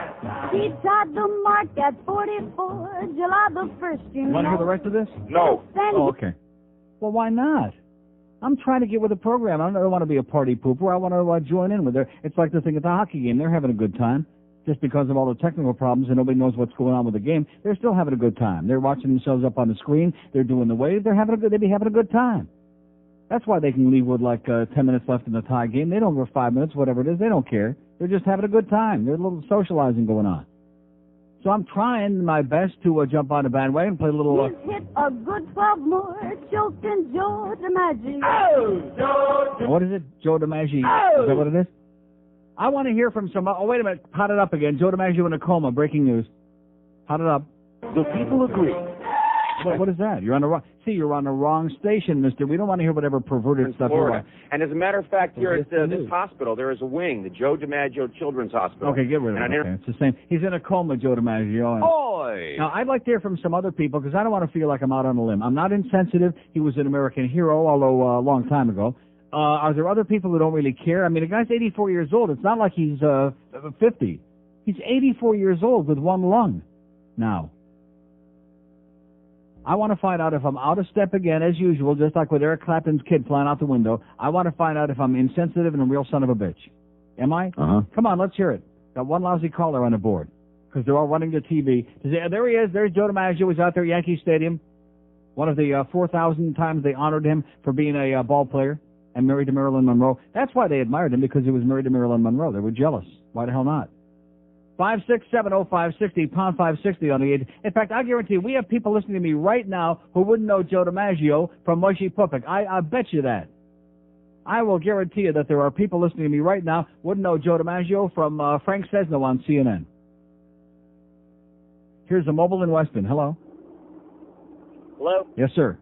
Neil, I was wondering, you think the Sentinel is going to run an odds line on if Joe lives or dies? Uh-huh. Oh, that's in there this morning. What's that? It's in there this morning. Check it out. Page 28 on the sports section. Check it out. Right next to the ads for all the strippers, for the hookers and the escort services. We have an open line in Broward. Joe DiMaggio's right on the edge. Don't tell Greg Kotex if they hear, or they'll probably have a nervous breakdown. Because it wasn't bad. He couldn't handle the fact that George Burns actually died, or whoever else he met, and Frank Sinatra died. Oh, my. Oh! American icons. I love that word, icon. I love that. He's an icon. Well, what does that mean? I don't know. He's an icon. He's like important. Based on what? Well, he was a good ball player, yeah. Mickey Mantle was a great ball player. He died, and all they wanted to talk about is how he got a liver ahead of somebody else. Well, he shouldn't have done all that drinking. He got cirrhosis. Well, maybe Joe D should have done all that smoking, okay, but at least he somehow survived till 84. And I'll say it again. Would most of us be happy to make it till 84? Yeah, you bet your sweet ass. Man. But I guess, and Eddie the Pope, as you would know, of course, was Mr. Cornball, the greatest cornball in the history of mankind. He's got a glowing article there. What does this thing say? This morning in the Herald, the dignity of Joe DiMaggio. Oh, yeah. Says Eddie the Pope. The Eagle has landed. The Eagle has landed in Kendall at the corner of 117th Avenue Road and Kendall Drive, at the Shell Station, across from the Bennigans. And they don't have any of the Part 1 CDs. Just right now, Stan is rushing over to the Grove to get them, but they have plenty of the Part 1 cassettes. He's rushing over to the Grove to get them because they're not selling our stuff in the Grove? Is that the reason they have a lot of extra merchandise over there in the Grove? I don't understand that. I think they hate me in the Grove. I think they're a bunch of closet queens in the Grove. I don't know what their story is. Okay, let's find out about Joe DiMaggio and whatever else. Maybe we'll find somebody that actually heard of him. Here's Cutler Ridge. Hello? Cutler Ridge. Going once. In Cutler Ridge. Going twice. Gone. Hi, Aaliyah. Hello. Yeah, I think Joe DiMaggio was a great ball player, and I think and I think you're a chronic asshole is what I think, okay? Chronic. 2 open lines in Dade, 5670560 and pound 5. We're not looking for chronics, okay? We're not that desperate, okay? Just the sound of your voice is worse than that scratching sound that the audience is hearing on it. In fact, maybe it is your voice. That's what they're confusing with that scratching sound, like fingernails on a blackboard or on your rectum. That's what they're hearing. Here's a mobile in Fort Lauderdale. Hello. I don't know who makes me throw up more, is Dr. Laura or Henry Hyde. They're both the biggest hypocrites in the world. Yeah. And also we'll never have any more presidents because there's a bill that $40 million is going to be allocated to check out everybody who runs for president, so we'll never have any more presidents. Right, now $55 million, I think. Right, and also, too, in fact, you're going to have your penis inspected before you have a chance to be a candidate. And, I want to know why every talk show host in this market sucks up to you. They will not say... Like who? Who are we talking about? Oh, like SK? Mr. Ego sucks up to me? Everybody sucks up to you. Well, who else? Well, first of all, he has no audience, so he wants to suck up to me, so I'll promote his thing over there, which I have. I'm the only guy who even talks about him. Yeah, well, Well, anyways, Neil. And who else? Name me 20 or 30. Rick and Suds. Well, Rick and Suds are friends of mine. We work together. Why shouldn't they suck up to me? Should they rip me? They shouldn't rip me. They should kiss my ass. Hey, I don't think anybody should rip you because I think because I'm the greatest. That's right. Thank you very much. Okay, we have an open line in Bro. What was he saying? Something like that. 567-056. Oh, maybe that was that whining sound. Like that. Is that what you're hearing? Is that it? Uh-huh. Yeah. We'll get to the bottom of this today. You mark my words. Forget about the engineering staff. They're busy with 8 million other problems. We'll work this out. They're busy over at the Mac Arena so you can hear the... And by the way, don't come up to me and complain that you can't hear Chris Moron, okay, in the Mac Arena. Anybody that needs to hear him, is there anything he's going to say that's going to add to your enjoyment of the game? No. That's going to give you any... I mean, you're sitting there. It's right in front of you, the goddamn game. What do you need to hear him for? He's not describing it. He's talking caca. He's talking Jersey crap. In fact, almost everything that comes out of Christina Moron's mouth is crap. That's right. Here's Fort Lauderdale. Hello. Neil. Yes, sir. I bought both your CDs. Thank you. At Borders and Plantation. Great. I have some information about that scratching sound. Yes. It just happened. It did? When you played the George Rodriguez bit. I didn't play the George Rodriguez bit. It was like an intro to the program. Right before Joe DiMaggio bit. Oh, okay. When it transferred or transitioned from one to the other. Yeah. That's when the scratching sound. How do you like that? We'll get to the bottom of this if it's the last thing we do. At least it's something different. You know what I'm saying? It's something new and better than the hearings up there. Right. I was like everybody else. I thought it was my radio. Now, let me ask you this. Are you broken up about Joe DiMaggio because he slipped into a coma? Does that disturb you deeply? Or No, it does not. Okay, thank you. And have a great day. Oh, see, there's another bastard out there. I mean, I don't want to sound insensitive, but I'm not going to come in here and lie to you. If it was somebody that I really admired tremendously or that was a contemporary, Joe DiMaggio was not my contemporary. He's 84 years old. A couple of days ago, on Monday, I think I was trying to ask for old farts. We had like 2 people. How many, other than my mother, how many people close to that age do we have listening? 1 in this audience? We just don't have that many people who really grew up with Joe DiMaggio. I'm sorry. I hate to break the news to you, but most of those people are, I don't want to be indelicate, but like, dead. Okay, I said it. I'm sorry. Should I have said dead? No. They're like, they've passed away. Don't you like that expression? They passed away. They're dead! As opposed to alive, okay? It's not like they're... And then, of course, we got a lot of people down here, which it's debatable. I was going to say, is there a stage between dead and alive? And then I forgot where I am. It's called South Florida, is like between, like purgatory. Like sunrise. We have an open line in Dade, 567-0560, pound 560 on the AT&T wireless line. Joltin' Joe. Won't be long now, baby. And you know something? He's got a lot of nerve to upstage the goddamn impeachment, the speechment hearings going on up there. How do you like that? First, he had to stick his nose in there and mess with the Kennedys when he started diddling around with Marilyn Monroe. And now he's, picking a very inappropriate time to slip back. In fact, you know something? Maybe he was watching the impeachment hearings, is what's put him back into a coma again. Oh! Sure as hell it's working effectively for millions of Americans, putting all of us into a coma. Watching this crap as they rehash the same bull crap over and over, and they're sitting there pontificating with their hypocritical bull crap. That's exactly what it is. They're sanctimonious bullcrap. I told you that months ago, and I'll use that term again. It's sanctimonious, hypocritical bullcrap, especially from that asshole. He can run, but can Henry hide? And he can't run too fast, by the way. Big fat cow. Makes me look like a midget. Big, humongous, fat. He waddles. Have you seen him? Gets up from there. His puppic like sticks straight out. Waddles. 4 minutes before noon at 5:06. Give me a good slim guy that looks like in a pink of health, like Ted Kennedy. 4 minutes before noon at 560 WQAM. Jeb Bush. Oh!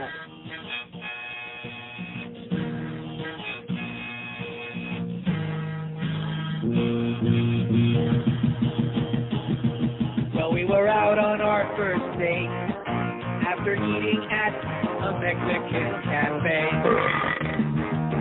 While we were driving in my car, she let one go that almost blew us both away.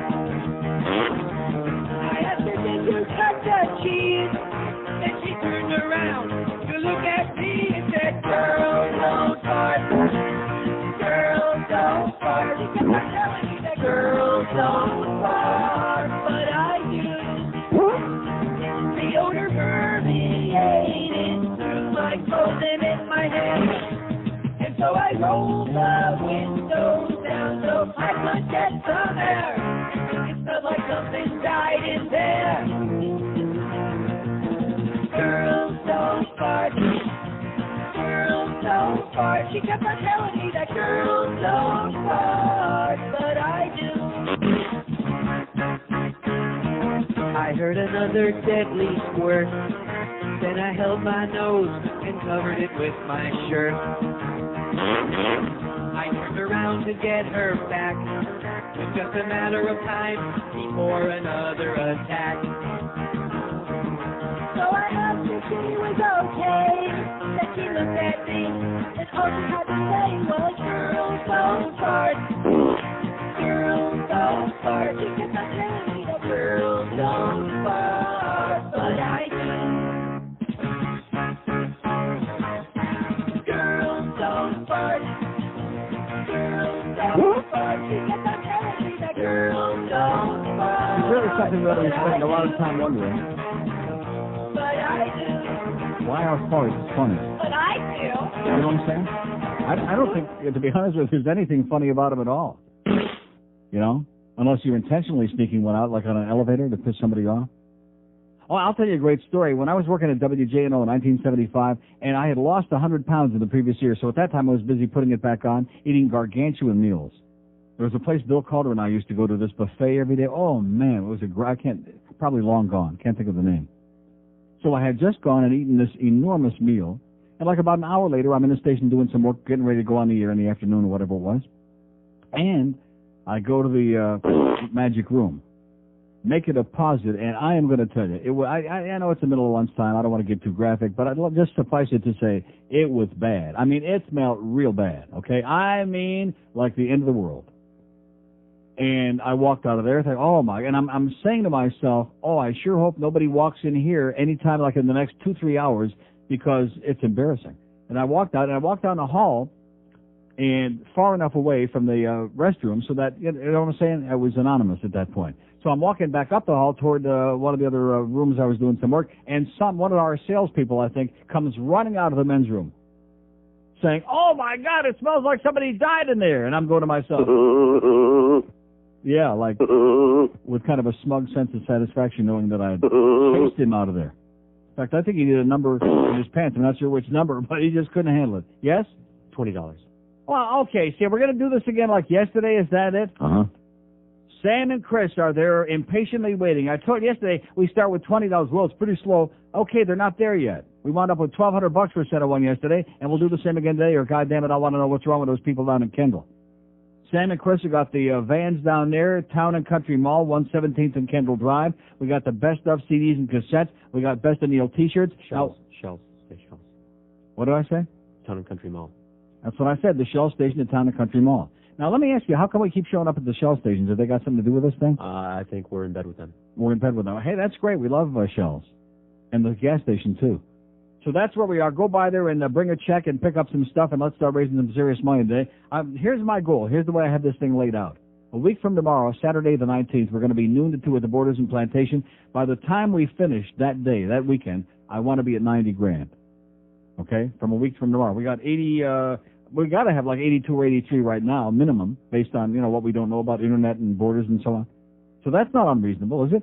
So if we can make it to 90 by the end of next Saturday, including that remote, that appearance, then that gives us 2 weeks to get another $10,000. Piece of cake. And like I said, the Beasleys, no problem at all. Whatever shortfall we come up with, they'll throw it in there. Won't they? No. Here's Perrine. Hello. Uncle Neil, how you doing? Great. First time caller, dark complected brother from Dave. All right. All right. 2 things I want to talk about. You got me fiending for some Ruth Chris now. I had it once, and now you have me wanting to go back and get some more it's today. Just so good, man. It just melts in your puss, man. And number 2. Yes, sir. Joe D. I do not care about him. As a matter of fact, I want to make a request. Yes? Could you please play me One Foot in the Grave?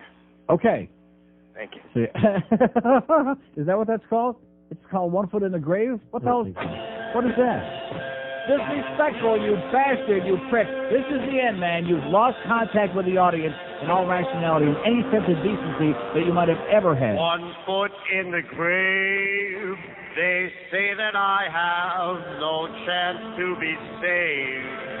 And see the light now, I'll be checking out before the night is through. The chairman of the board I was imposing, very soon I'll be decomposing. All right. Sammy and Dino, soon I will be with you. Cuckoo baby, 1 foot in that grave. Someone call Barbara, I've got 1 foot in the grave. People are surprised that I am still alive. Didn't die in 95. I don't think I'll sing today. My life is fading far away. Woo! Made it through the night. This is surprising. Did not think I'd see that sun arising. Not bad for a guy who's 1 foot in the grave. Boy! Cuckoo, baby. Nelson Middle and the Nelson Middle Orchestra. Where is Nelson? I'm right here. Is he dead? Not yet. Barbara, where's my luggage? I'm checking out, baby. 8 minutes after noon at 560 WQAM. Let's hear it for the chairman of the board, Jolton Joe, a couple of American icons, whatever that means. So that word just drives me up the wall. Icons. Huh? Isn't that a ridiculous word? He's an icon. Well, what does that mean? Based on what? He was a ball player. The one guy was a ball player. This guy was a singer and never met a mobster he didn't like, and a thug, and a goon. We have an open line at Dade, 5670560. Basically what that means is a product of media hype, I think is what it's all about. A very effective product of media hype, and in their case, like tremendously effective. But the Joe DiMaggio thing just floors me. Because years go by, you hear nothing about Joe DiMaggio, except once in a while he appears at one of those old-timer games at Yankee Stadium where they give him an award or whatever, and that's all you hear. He was a very quiet, personal, shut away from the rest of the world, eating in the back of the deli den. And now he's dying, and it's like, oh, every 5 minutes we got to have a goddamn update or we just can't survive. We got a bunch of lunatics up there trying to, a lynch mob trying to get rid of the president, but we don't care about that. Joe DiMaggio is back in a coma again, and, oh, boy. Paul Simon's probably got spilkies just thinking about it right now. Even the Glam have spilkies. It's 12:09 at 560 WQM. Sports Radio 560 QAM.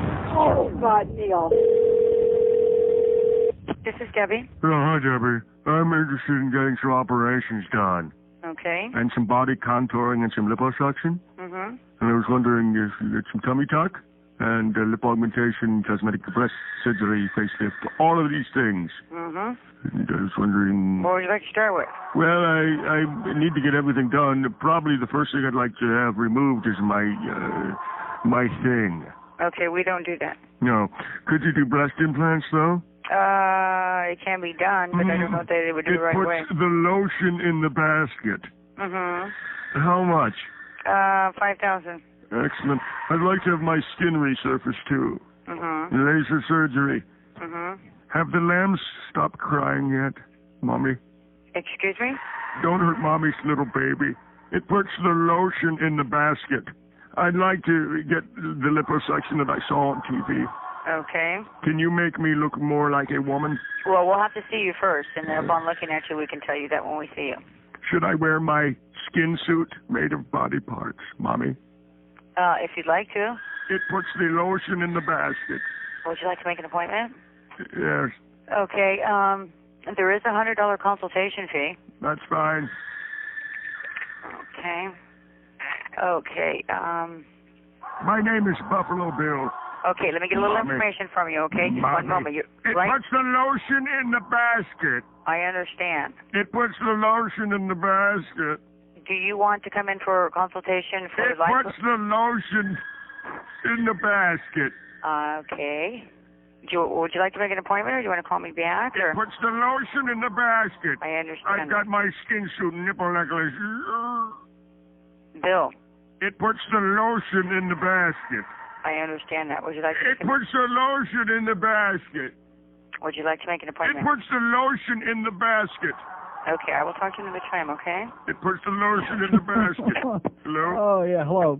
Oh, God, I can play that like every 5 minutes and still wet my pants. Where's June Allison when we need her, okay? Squirt. Uh-oh. You know, it's a good thing that I played that again to give me some laughter after reading this fax. I am so distraught, I have no words to describe it. I just received a fax. I must be getting slow, stupid, a combination of the above in my old age. Andy from Hollywood, who I thought was a long-distant part of our past, writes this fax, and when you hear it, you're going to realize how really stupid I am. It says, I think it's getting out of hand on a few issues. Number one, every time I call, George hangs up. Oh! Nice work, George. Number two, I fax you and you don't read it. I would like to ask you a question, but first of all, I want you to know that I come over to every game with my girlfriend and we always talk. I give you spy reports and you always seem happy to see me. My girlfriend is Chinese and I know you've seen her before. Neil, can I please call you once a month? No. Please. I have a lot of material, Andy in Hollywood. No. Now, it never dawned on me because I only saw Andy from Hollywood once, like a long time ago at the old arena, and immediately I registered in my mind, I forget who that is, I don't want to know who that is. And it comes over before the game, like on the game on Wednesday night, the Ottawa game. And who the hell is this? I don't know. He's just, 8 million people come over to talk to me before the game. Some I want to see, and some like Andy I don't want to see. And he starts a song and a dance with me Wednesday about how he called the station to complain that he can't hear QAM inside the arena. Okay, should that give you a clue right there? What we're dealing with? Somebody that wants to hear Chris Moore, who's supposed to be this guy's supposed to be a hockey expert, Andy, but he needs Chris Moore to listen to that during a game. Does that tell you all we need to know? And then he tells me about calling the station, and he tried, calling QAM, and there was nobody live, and it was a recording, and Andrew Ashenwood's extension, and this one. He goes through a long and I said, listen, why, just leave them alone. I didn't even know who it was, this guy. Because he comes over like I'm supposed to know him. I said, just leave George Corso, our engineer, alone. He's got 8 million other things to worry about. We can't worry about whether you can hear QAM in your arena. Just watch the game, And yeah, and I do know he's got a Chinese girlfriend, and she seems very nice, and what she's doing with him, I have no idea. But, oh, my God, this puts a whole new slant on the whole thing now. That's Andy. I don't believe that. I can't believe I'm that stupid. Seriously, I know I'm dumb. Believe me, I know I get dumber by the minute. But I cannot believe that guy is Andy from Hollywood, and I've been getting sucked into talking. Why doesn't he say that? If that's really him, why doesn't he ever say that? Because he knows that I'll immediately call the usher and have him removed. The answer to all of your questions, Andy, is... No. Okay, if you got that, was that loud enough? No. There you go. Open line in Broward. What? We're up to 100, but it's kind of dead, he said. Chris. Well, that's not going to get the job done. What's with all you people down there at Kendall, okay? The Shell station over there by the Town and Country Mall, Kendall Drive and 117th. We raised $1,200 in Broward yesterday and started a little bit later, by the way. We started about 12:20, I think. Started this thing 10, 15 minutes ago, and we got $100. That's 5 pieces. Now, are we giving away dolphin? What do we got down there? Let's lay it out for them. Yeah, we got a whole bunch of crap that we're giving away, too, for people that make donations. We got probably some Dolphin T-shirts and D&H stickers and buttons and all kinds of whatever we got, which ain't much, but we got it. And we want to raise a lot of money down there between now and 2 because this is the idea. Just like that mail. We did get 2 more, like I told you, little checks that staggered in here, but that's not my idea of a flood of mail. Like I come in yesterday, George says, there's a pile of mail for you in there. I come in here, there's 4 envelopes. And now 5, yeah, but one of them wasn't a check. That's a pile of mail? Not where I come from. Maybe it gave me piles looking at it, but that's not my idea of a tremendous response, especially compared to the old days. We'd come in and get a stack of mail every day, 30, 40, 50, 60, 80, 100 envelopes. We got time is of the essence. It's the 11th of December. We got 20 days left, which sounds like 1 day less than 3 weeks to raise just under another 20 grand here. We can do it. But, man, you folks out there are real recalcitrant and real slow. And down there in Kendall, you think that they'd be lined up from here all the way to goddamn Key West down there in Kendall. Here's Pembroke Pines. Hello. Hey, how you doing, Neil? Great. Okay, you have 4 things I want to discuss real quick. Sir. Okay, first off, the reason that DiMaggio is an icon, look how ugly he is. He got Marilyn Monroe. Yeah, I agree. Like I said, I think that's his main claim to fame. That's why he's an icon. Right. Okay. Most importantly, last night I finally tried one of those fish Now, is he sticks. an icon or an eyesore? Okay, I'm sorry. Go ahead. I tried one of those fish sticks last night. Yes? Went out, took a bite, went back in, bought 6 more. Uh-huh. And they were, Now, where did you get them? Did you get them at? I went to your mobile station right there.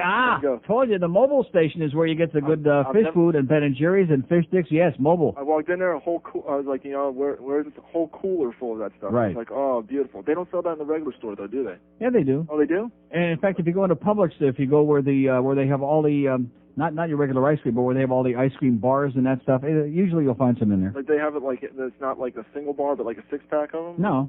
Just single? Just one. Oh, I see. I guess that's the same way with the little pints and stuff like that. Right. Okay. Let's see. Next thing I wanted to discuss was, and believe me, that's the safe way to do it, because you know as well as I do, if they sold them like they do the Eskimo pies and those other things, like 12 packs of 12, you go home and eat all 12. I know I would. See, I could do it. See, I'm a lot skinnier though too. I could eat 4 of them on the way home in the car easily. See, I'm only like 6'3", like 180. So I mean, I could afford, to maybe eat. Yeah, you got some room to fill up there. Okay, but you were talking about like, they were running. Actually, Kaplan last night was running a pool on when he was going to die. They were like, you can pick the time and the date. Ed Kaplan was running a pool on when? Who was Ed Kaplan was going to die, or DiMaggio? DiMaggio. Oh yeah, well of course Eddie will take odds on anything. He doesn't care. He's he's game. But then I think you get double or nothing if you pick his death. Mm-hmm. So, and then lastly, Andy, stay away from the phone and fax, you stupid MF. Okay, thank you so much. Excellent. Good job all the way around. We have seriously, it takes an awful lot to shock me, but when you tell me, when that fax tells me that that's Andy from Hollywood that comes and accosts me before every game like I'm expecting, like he's my long-lost best friend in the world, and I'm expecting to see him, I don't know what to say. I'm at a loss. I'm absolutely lost. And the fact that, isn't it enough for him to come by and hock me a Chinik before the game, which I'm always very cordial? Isn't that enough? No. He's got to, keep mustering, and we don't want to talk to you, Andy. You have nothing to say. That can't, I'm sorry, I don't believe that. No, I don't believe the facts. I do not believe that that's Andy from Hollywood. You're in denial. Because when he calls in on a show, he's such a simpering, whimpering nitwit who's got nothing to say. And when you see him there, he's like, I'm not saying that he's got anything great to tell me, but like butches up a little bit. Now, most people are the opposite. On the phone, they're like a lot more outgoing and a lot more ballsy, etc. And in person, they, tend to be a little lower on the wimpy side. That was Andy. He just called to say that's him. No. Yes. Please yes. Don't tell me you just said that. Pretend, put a smile on your face. Pretend we're laughing again at that bit I played before. Pretend, put the lotion in the basket. There you go, Andy. Put the lotion in your rectum. There you go. And go see Dr. Ben Dover. We have an open line in Dayton, 2 in Broward. Oh, we were having such a great day. I mean, it was just sensational. We were having a picnic here today with the ants. I'm usually saying without the ants. Now we got the ants. All right. 5670560. Punk. Come on, I want to hear about Joe DiMaggio. I want to hear from some people that are think that he was an icon, who think that he was the last link with America's innocence, with our past, America's guilt, whatever he was the goddamn link to. Maybe we'll hear from some old farts that used to eat in the deli den. Now, I'm sure that's the old deli den they're talking about. Remember the deli den? Uh-huh. I sure do. I'm talking the original deli den, before they had whatever the hell happened over there. Did they have a fire or something? And then one of the former owners blew his brains out, some horrendous thing. I used to go there all the time. It used to be one of my sponsors. Used to go. It was a great place. Little did I know that Joe DiMaggio was sitting there in the back eating deli. And, of course, guys from New York, what do they eat? They eat deli, of course. People from big cities, they like deli. Even the Goyim like deli. That's right. Here's Cutler Ridge. Hello. You put the lotion. Yeah, okay, great. Here's Miami. Hello. Hello, Neil. Yes, sir. Yeah, I'm just calling to let you know that I'm planning on buying your 2 CDs. Thank you. And I'm a black sponsor. I love your show. All right. You are the bomb. Let me tell you right now, what just happened? Or somebody cut him off. That wasn't me. I didn't do it. Somebody cut him off. But at any rate, like he said, the best Schwarzer is a black Schwarzer. Although Malcolm, I'm not sure just what you call him, like light mocha. How's Malcolm doing? Mm-hmm. Okay, we have an open line today, 5670560, pound 560 on the mobile one line. I get goosebumps when I think of Malcolm on the Young and the Horn. Anybody know who Malcolm is? Uh-huh. I bet you do. Wow. He is one. I mean, yeah, if you look at Malcolm, then you believe there's a God. Then you look at that and you say, wow. Then you go home and naked, like after taking a shower before in the morning, and you look at yourself and you say, there's no God, damn it. You say, there's a devil, but there can. In fact, look at this guy. Look at, what's his name again? The big fat Democrat, Nadler from New York. Ability to vote intelligently. I mean, he's a brilliant guy. Don't get me wrong, and of course he and our politics are similar. But this guy, he doesn't have 20 chins. He has no chin. His head is just connected to where his neck used to be. That's how fat he is. Needler. from New York. In fact, I think if they could get him and Henry Hyde like kind of change around where some of the fat belongs, they'd both look like Al Goldstein on a good day. And this goes on. I mean, the best part I like is it's so shocking, you know, and like unpredictable. Like all the Republicans are saying, oh, well, you know, give the guy a chance. Yeah, right. They're all saying what you know they're going to say. The Democrats are saying what they're going to say. And while all this testimony was being given, they're all busy drafting up their own censure resolution on one side and 4 articles of impeachment on the other side. They're not listening to any of this crap. It's all a show. It's window dressing. It's all to keep MSNBC on the air. That's all. 166. Yeah. Well, that's pretty slow.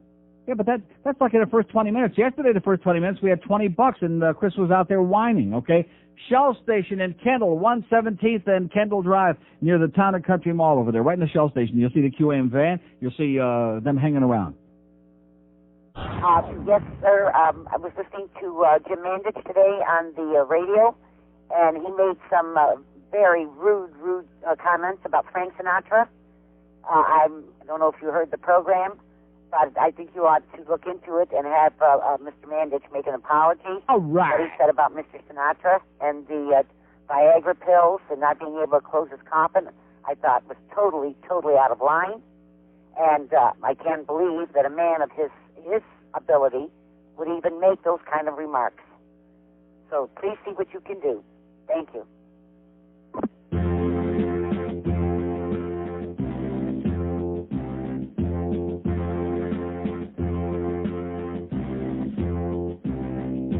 Yesterday my girlfriend called me blah blah blah blah blah blah blah blah blah. Oh. She makes no sense when she's talking blah blah blah blah blah blah blah blah blah. I'm at the mall and I need money. Blah blah blah blah blah blah blah. Bring me cash, won't you please, honey? Blah blah blah blah blah blah blah. At the mall she said we're shopping. Blah blah blah blah blah blah blah. when she's spending there's no stopping blah blah blah blah blah blah blah blah blah. I've been climbing down at Karen's blah blah blah blah blah blah blah blah. It's my paycheck that she's wearing blah blah blah blah blah blah blah blah. At the shopping we go dining blah blah blah blah blah blah blah blah. Never stop the constant whining blah blah blah blah blah blah blah blah. My stupid coat, my back is hurting. Blah blah blah blah blah blah blah blah blah. Look at me and please stop sliding. Blah blah blah blah blah blah blah blah blah. Back to my place in the kitchen, blah blah blah blah blah blah blah blah blah. She starts writing with her bitchin', blah blah blah blah blah blah blah blah blah. You don't love me, I just know it. Blah blah blah blah blah blah blah blah blah. If you really love me, you would show it. Blah blah blah blah blah blah blah. My story has no happy ending, blah blah blah blah blah blah blah blah. She's still bitching and still spending, blah blah blah blah blah blah blah blah. There's just one thing that is very blah blah blah blah blah blah blah blah. She told me to get it very blah blah blah blah blah.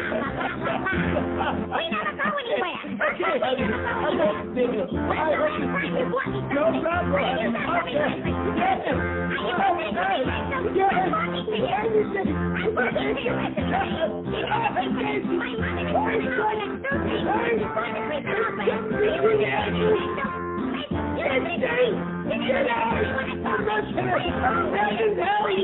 I'm not doing stations anymore. 1234, how come she comes to mind with that? 1234 at 560 WQAM. I'm so distraught. That can't really be Andy from Hollywood. I just can't convince myself that can possibly be somebody that shows up there game after game, night after night, and just plants himself in front of me like I want to speak to him, like I want to see him, like I want to know from him. I can't believe that. Is it possible? Humanly? Okay, let's do a mobile in Miami. Hello? Neil. Yes, sir. I'm pissed as hell, man. About? Man, this company I work for, they're the most stupidest people I have ever met, man. Yeah. Every year we have a freaking Christmas party, right? Every year, except this year because not there at was Tropical no Acres, I hope. Yeah. Yeah, listen to this. Last Thursday, usually people make these kind of arrangements like 2 months in advance. Yeah. Last Thursday we get a stupid little notice along with a paycheck, you're being cordially invited to a year-end get-together to celebrate the holiday season. At Lenny's. Okay, no, it was at Steak Masters. Oh. Okay. What is it? Steak Masters? I never heard of it. On Ponce de Leon and 21st. Oh, down there. Well, excuse me, yeah. Well, anyways, everybody's excited about it, right? Tuesday they come up with some crap so you can confirm that you're going. About 85% of the people agree to go, right? Crap. Yeah. All right, here you go. Yesterday we get an email because some schmuck, bigoted idiot is not going to be there, and he's supposed to be like one of the supervisors. Mm-hmm. So they canceled the damn thing from one day to another for Saturday. Yeah, but you know, and it's supposed to be at 8:30 at night, and you can't take your wife, you can't take your friend, you can't take your pet, you can't take I think they did you a favor. I say screw them, okay, and good luck in your new job, okay? Screw them. Because your boss, he's an asshole. We have an open line at Day 2 in Broward, 5670560 and pound 560 on the mobile one line as we're rolling along. Come on, we're the Joe DiMaggio people. See, I'm telling you. No, but we don't care about Joe DiMaggio. He's not a contemporary, most of us. I'm an old fart, and I don't care. I just don't care. He's old enough. He's been sick. I told you he's going to die. And what bothers me is that every 5 minutes we're being encumbered with this stuff like it's important. Is it important? No. Of course it's not important. Let him die in peace. He lived in peace like for the last 30 years, whatever the hell it was, 20 years. Let him die in peace. And tell that Morris Engelbert to stop hocking at China already. Enough. Gnug. Here's North Miami. Hello? Yeah, I'm a Joe DiMaggio person. I think he was great. Yeah? Great ball player. Uh-huh. I think you're chronic, too. Does he think that I don't recognize that voice? Does he think we don't recognize it? Chronic. You're chronic. We don't care. Go back to New York, okay? We'll see you on Long Island. We have an open line. We'll see you at the deli, okay? We'll see you at Toots, Shores. 5670560 and pound 560 on the mobile one line. Chronic, chronic, chronic. They're out there, baby, searching, desperately seeking. They got a spyglass. They got a telescope. They got the Mount Palomar telescope. They got a big one, a magnifying glass, looking for it, and a life, too. Here's Coral Springs. Hello. Hey there, Neil. Yes, sir. That Ruth Chris commercial is like subliminal thought process. Uh-huh. I'm sitting here listening to you talk about it before, and I agree it's the best steak. It's better than Smith & Walensky's and Delmonico's, the Palm, any place. Yeah. And my wife is calling me from work. She said, we got to go to dinner tonight somewhere. And I'm thinking, I know where I'm going. Oh, yeah. Absolutely. It's so good that it just feels scary. And the taste of spinach and the potatoes and the half lettuce, half a head of lettuce. Oh. Half a head is better than none. That's what Bubba better said. than no. Right. Bill Clinton even said that. Mm-hmm. Did you see in the paper this morning about the fountain that they're going to build in Fort yeah, Lauderdale? they're going to build a fountain for Wayne. And by the way, you know what you usually do in a fountain? You either throw a coin into it, or you take a leak, or you pee in it. That's right. Right. So when they finish building the fountain to Wayne, we can all go and pee in it. It's going to be it's going to be an interactive fountain. Yeah. So and I watched it. You know what? I think what's going to happen is when you go over there and you get close enough, a hand reaches out from the fountain and grabs your money out of your pocket. That's what. That's the Wayne Huizenga fountain. Yeah. But you watch all the bastards now line up to give money to this thing. Yeah. And meanwhile, you're I'm doing something very good. That's right. I'm squeezing and begging and everything else. Right. One other thing, did you also in the paper this morning, you see the plane? There was almost a plane crash in Amsterdam? No. No, I did not. There was a Delta plane from the United States was coming in for a landing. Yeah. And there was a Lufthansa or something being towed across the runway. Yeah. No, that was no Lufthansa. That was Al Goldstein. Being towed across the runway. Right. Have a great day, Take care. Yeah. Boy, that don't sound too good. We have an open line at Day 1 in Broward. That must have been at Schiphol Airport. Boy, is that a great airport. Wow. You want to see an airport with like shopping malls and a big train station in the middle of it and even a McDonald's. How do you... Yeah, well, it's Amsterdam, you know. Got to have something to eat. 21 before 1 at 560 WQAM. I think you ate my baby.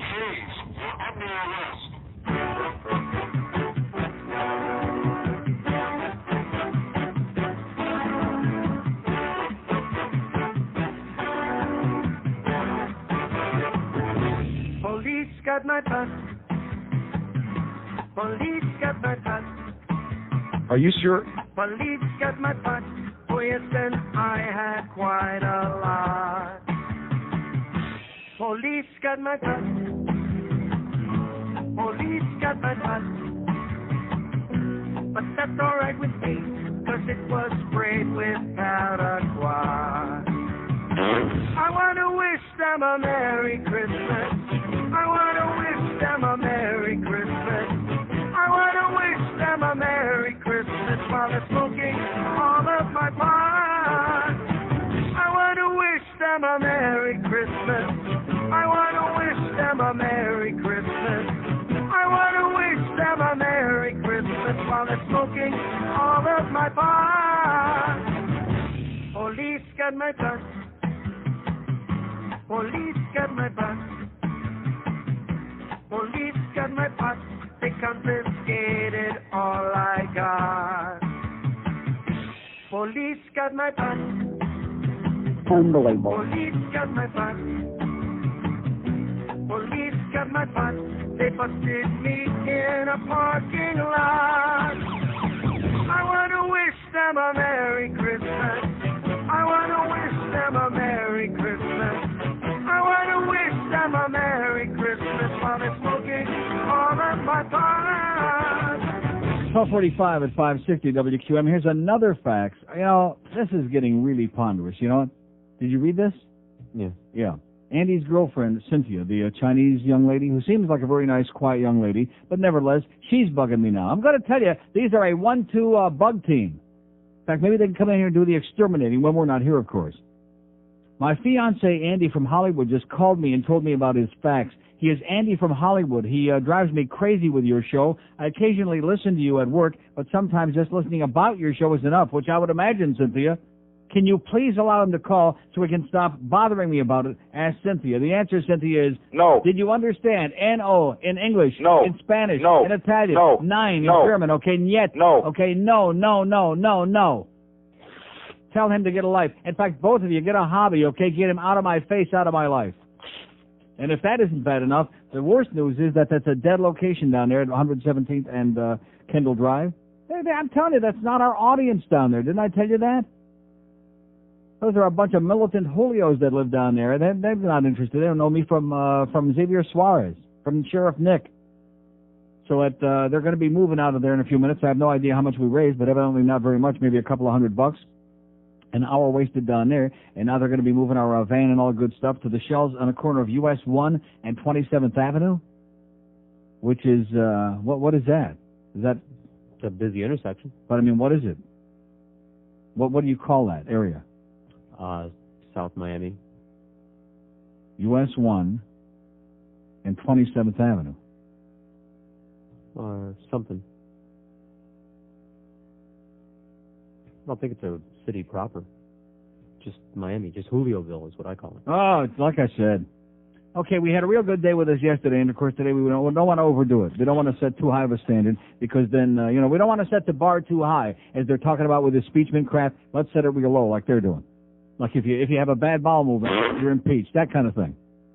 So in about 1:15, Sam and Chris and the Ganze Mishpacha will be there at the Shell Station, US 1 and 27th Avenue, with the Best of Neil stuff. And let's see if we can't raise a few $100 there today. Come on, let's get with it. That Kendall thing was a bum. I told you, our audience is not in Dade County. I've been sitting here for a year. How many calls did we get from Dade County? Like 4 a day? The overwhelming majority of our calls are from Broward. Like that thing in the Grove. Are we raising any money in the Grove? No. Are we selling any merchandise in the Grove? No. In fact, Sam went over to the Grove to pick up a bunch of Best of Neil Part 1 because they're not moving them in the Grove. No. That's right. They hate me like poison in the Grove. They're too busy diddling each other in the Grove. They don't have time for us. Here's Miami. Hello. Yeah, hello, Neil. Yes, sir. Hey, how you doing? Great. Great, man. Hey, listen, man, I was just watching when you were talking about Slugger Joe. They had him on the news, and poor old bastard, 80-something years old. 84. 84. Yeah, that's old enough. I just turned 33 December 3rd. Yes, sir. And check this out. I'm a Julio from Havana. Okay. From where? From Havana. Yes. Thanks. Anyway, I got for my birthday a tattoo. It's got a bunch of flames with the Cuban flag rising out of it. Yeah, a flaming tattoo. Is Fidel in the middle of it, we hope? No, it's on my he's in the ashes. He's in there somewhere. Anyway, the other day I'm in the market, and I'm wearing my tank top because I'm letting it air out. Right. I live in Little and the Havana tattoo here. Also, yes. I live by Miami High. All of a sudden, these old men start bad-mouthing me as I'm coming out of the market, and I go, what are you talking about, man? The flag's rising out of it. Yeah. And it says freedom on top.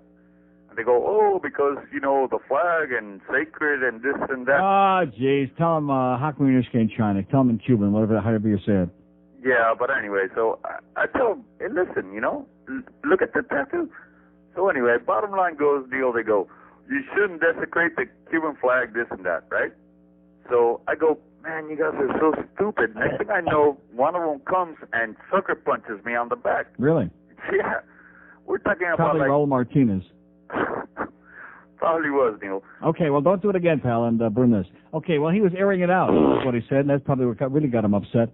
We have an open, the diet that those Cubans eat. We have an open line in Dade, 567-0560 and pound 560 on the mobile one line. So they're going to US 1 and 27th Avenue. That's like by, well, let's see, Lejeune Outside is... the Grove. Huh?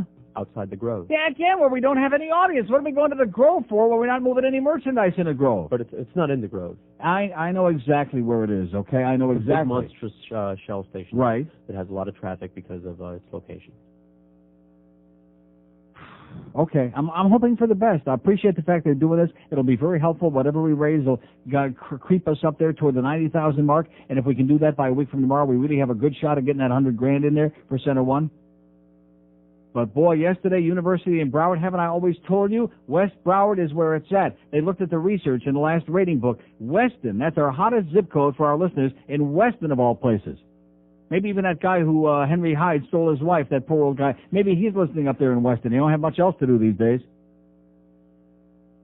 We know Suds Coleman is up there listening in Weston. We know that for damn sure. Uh-huh. Here's a mobile in Pembroke Pines. Hello.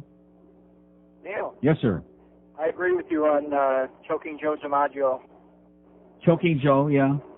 Isn't it? Wasn't his nickname Choking Joe? Choking Joe DiMaggio, right. Well, now he's choking croaking. Now he's croaking Joe. Yeah. Oh, 84 years old. Hey, he lived a good life. Okay, thank you, sir. There you go. We're taking a poll today, and everybody so far agrees. We haven't had one person because we don't have anybody old enough to be all bent out of shape about it. I'm not saying it's a chance for... And as a matter of fact, if you're going to die, it would have been much better if you just like that, in his sleep and never woke up, and they would have had a big article about, hey, Joe DiMaggio died, as opposed to this Elizabeth Taylor kind of thing that's going on, or it's a soap opera, and these idiots like some of our 5-year-old sports aces on this radio station reading these breathless bulletins. Oh, Joe DiMaggio is making a remarkable comeback. Yeah, right. He's not making a remarkable comeback, okay? Every time he takes a breath without gasping, they say, oh, he's doing a lot better now. He's dying. Just get over it. Jesus Christ and Sarah. We have 2 open lines in Dade, 1 in Broward, 5670560. Do we have a total from them down here or what? 263. Well, that's not so bad. It's not great. It sure as hell ain't nothing like we did in Plantation. And, of course, they will have Part 1 and 2 and everything at the new location. Good, okay. At US 1 and 27th Avenue. Okay, 80,809. So we can get a couple hundred more in the next hour. That'll put us over $81,000. That would be a good accomplishment for the day. You just keep creeping it along. Like I said, $1,000, $1,500 today altogether with the borders and the NeilRogers.com and with the mail and with the whatever else we got. $1,500 a day. We can get to that $100,000. We just have to keep pushing it along. We just keep pushing it. Here's a mobile in Miami. Hello. Neil. Yes, sir. How you doing? Great. You have to tell Andy's girlfriend in Chinese how to say no, I suppose. Okay. Joe DiMaggio. Yeah. Joe DiMaggio could care less. Yeah. That noise with the radio, Yes, sir. I've heard that for a while too, but I thought it was just my radio. Yeah. See, now we're bringing attention to it, so now when everybody hears it, they're going to say, aha, there it is. I got a digital turn up, so if I go in like the Golden Glades or anywhere, you're completely whacked out. The station's going. If I go by commercial on 95, you're talking Haitian all of a sudden. Oh my God. I want to apologize. I didn't even know I could speak Haitian. Yeah, man. I said, holy shot, last time I called you and asked you about the price for the Dutch, trip to Holland. Right. You said something the other day about something for $199. What was that all about? $1, please. I got it right here. Today's the deadline, by the way. When? Today is the deadline if you want to check it out. It departs December 24th, 5th, and 6th, the day before Christmas, Christmas Day and the day after, and comes back to Miami December 30th, 31st, or New Year's Day, and it's $199 round trip. Round trip? On Martin Air, which is a good airline. That's Coach, of course. But anyway, if you want to give them a call, it's a toll-free number. Got a pencil? Got an instrument? Yeah. 1-800. 627. 8462. Excellent. Okay? But you got to call them today because it says must be ticketed by December 11th. This be the deadline. Okay, I wanted to ask you, do you ever have a bit, or is this Rick and Sutton? Speaking of which, they were talking about you yesterday. They were telling the Joey Reynolds story. Which one? Well, when they tried to go through you as the mediator. When Joey tried me to get them fired so we could get the job. And I wet my pants. Yeah, right. Yeah. Joey Reynolds, a real weasel, man, a devious, no-talent weasel is what he is. I hope he elopes with his buddy there, Russell and the Oasis. Actually, what he did is he called them and said, "Hey, Dick and Pud, blah blah blah," and Rick kind of went off and whatever. Right. Do you have a National Ice Cream Month? National Ice Cream Month? Yeah, the guy screams for ice cream, and the guy's got a real dulcet. Oh, I'll dig it up. And where do you find Hank Goldberg? At the buffet table. Okay. That's not what that's called, is it? National Ice Cream Month? What is that called? It's an ACN thing. I'll find it. Okay, so there's your last thing for Amsterdam, which I can't think of too many places better to celebrate Christmas week. It'll be a little on the chilly side over there. Take your long johns. We have an open line at Broward, 5670560, pound 560 on a mobile one line. Speaking of Hank, he'll be away from the buffet table and on the air at 2 o'clock today, from the studio no less. Oh, boy. He'll be over there chilling in sex. From 2 to 6, Booth Shabby, our original, the only orange hair talk host in America. Oh! And Ed Kaplan will be taking odds on where they're going to bury Joe D, the overs, the unders, how far under, et cetera, and so on. Oh, it's very tasteless. No, it's not. When you're dead, you're dead. It's part of the game, okay? It's the way nature works. You live, you do the best you can, you die. And all these people that, that's downright sad. Like that bitch that called about Sinatra, okay? He's dead. He don't care if they can close the box or not. He's dead. I wonder when Warren Beatty dies if they'll be able to close the box. I wonder if Milton Berle, when he dies, will they be able to close the box? No. I doubt it, not from what I hear. The Neil Rogers Show, now on 560 WQAM, Miami, Fort Lauderdale. It's the 1 to 2 hour. He's going away, Navarro. He's the cause of so much grief and sorrow. Yesterday, Navarro, he's leaving tomorrow, but he's just a good step away. All right, didn't say hi to Sheriff Nick on the way out last night. I feel really bad about that, don't I? No. Well, I mean, it was, ordinarily I would have done it, but like I said, it was in such a state of euphoria. I will say this about Sheriff Nick, he's got good taste, and he probably wasn't buying the meal. He was with a bunch of other people at Ruth's Chris. I ordinarily don't go out of my way to, they're our sponsor. You hear their spots on the station all the time. I think because of the fact that I'm here and I rave about them all the time, I think that definitely, isn't that what it's on? Uh-huh. Yeah. But man, it's just so great. And these people that are looking for something better and something, fine, go there and have a great time. I love Ruth's Chris. In fact, I made a New Year's resolution right now. Because back when I was doing the Atkins fairly seriously, I was eating there a lot. The only thing I don't like about Ruth's Chris, like I said before, is where it is. Way over there, like way east, which I live way out west. It takes me as long to get over there as it does if you were coming from Dade County, which they have that one on 163rd, which is way over there on the Intracoastal, which is also way east. Way out there east. That's not my territory, okay? Once you get east of 441, I say, okay, have a nice life. You know what I'm talking about? East of 441 is just, those are not my people. Okay, where are we? Here's Kendall. Hello. Yo, Neil. Yes, sir. How you doing? Okay. Long time listener. I wanted to say that let Joe DiMaggio die, man. Guys, whatever. He was an Let icon. him die in peace. That's right. He was an icon. He was a, whatever he was. He was an ugly guy that played good baseball and married Marilyn Monroe. Let him die already. Leave him alone. Yep. And the guy fell over there in the hospital. I smothered him with a pillow. Okay, thank you. Okay, you and the Chief. Okay, how's the Chief doing, by the way? Anybody seen him? No. How about Jack Nicholson? No. Won't see him no more. What a great movie that was. Oh, my God. Cuckoo's Nest. Anybody makes a list of the top 10 movies of all time and leaves out Cuckoo's Nest, that person is cuckoo. Make no mistake about that. Right, Nurse Ratched? Oh, when he was strangling her and you could see the strangle marks around her neck, I was going, oh, yes!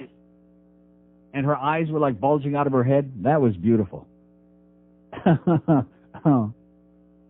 And then, of course, when they were getting the electroshock therapy, that's America. That's American medical care for you, by the way, right there, electroshock therapy. How many people have been butchered up and put into, like one of the Kennedys, that Kennedy daughter that was retarded or whatever? Remember that?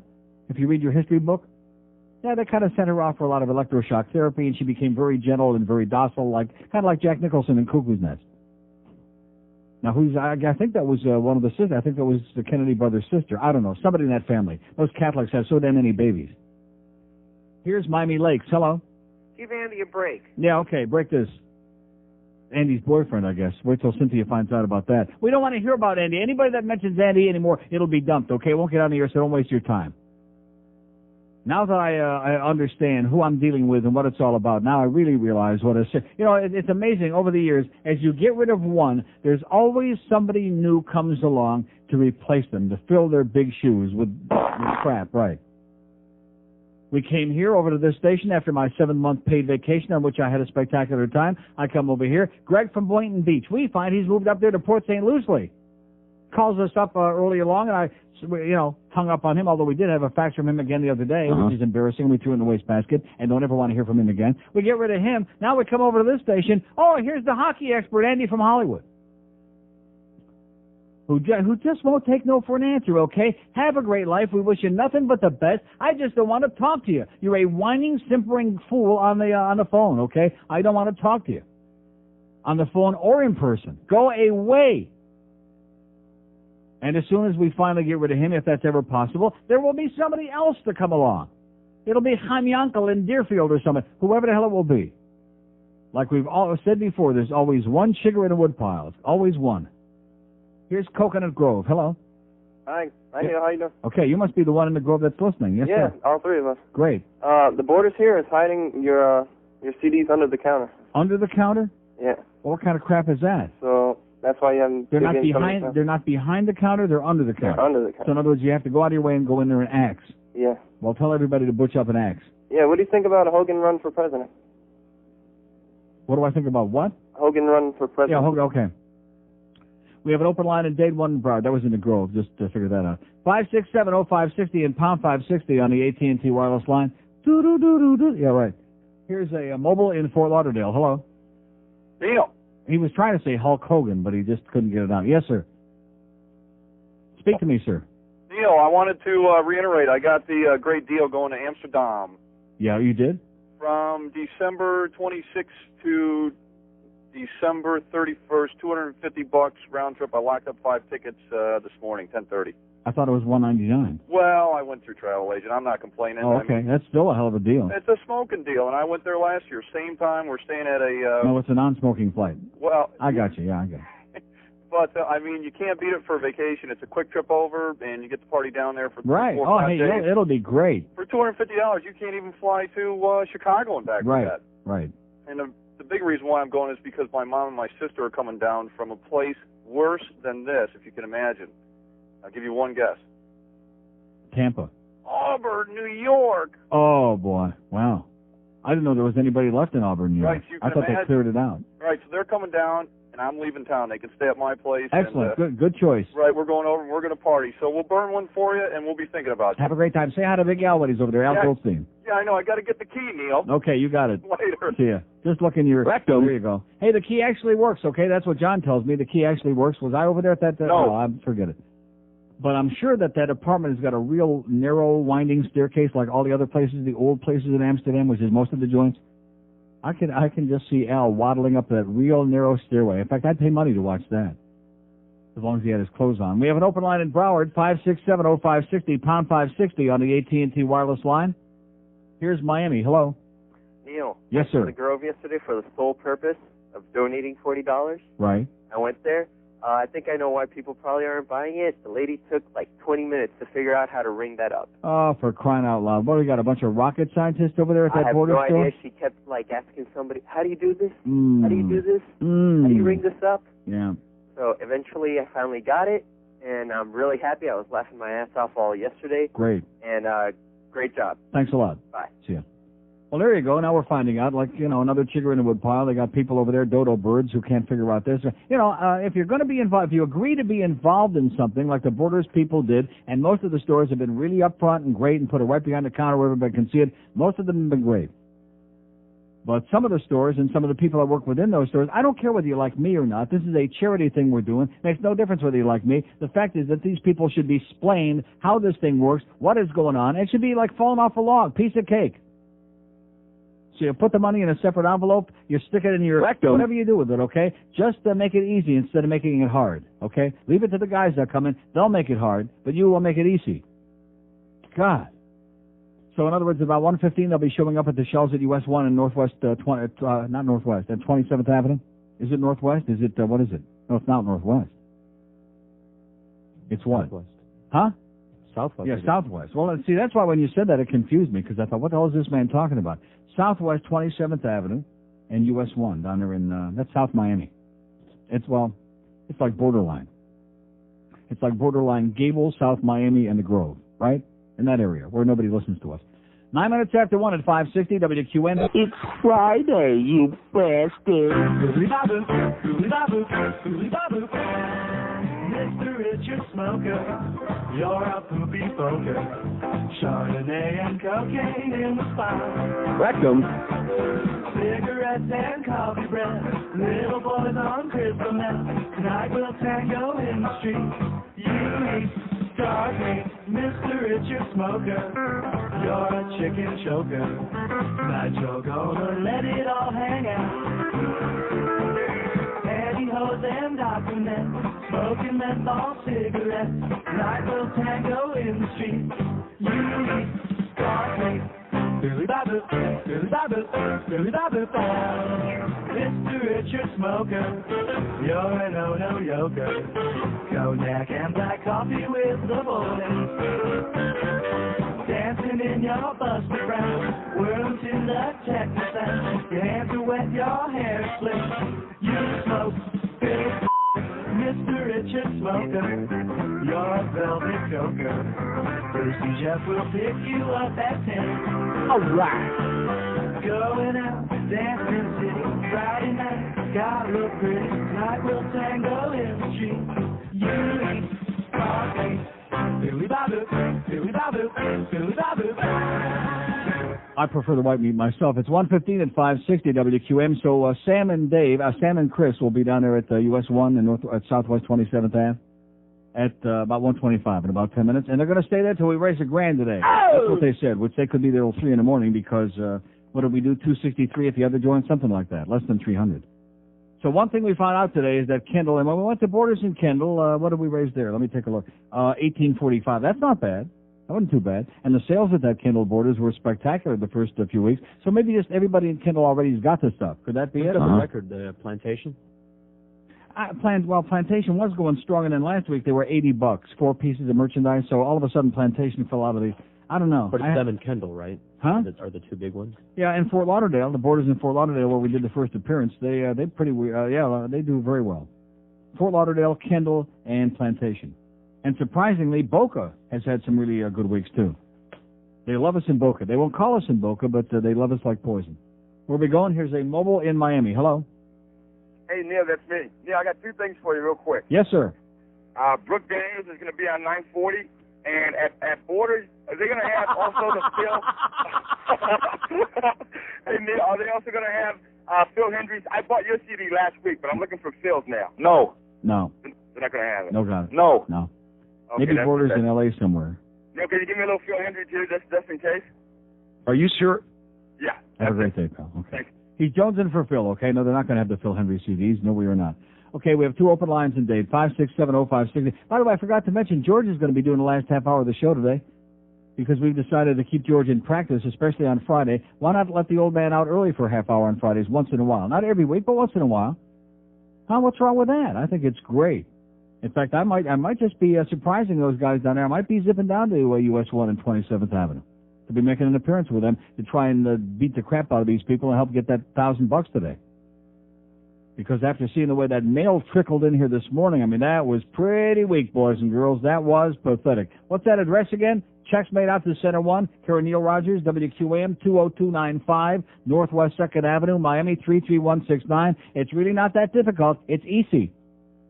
And I'm waiting to come in here one of these days very soon and see a pile of mail. Not like 2 or 3 letters and have George say, wow, do you see that? Yeah, that's not a stack, okay?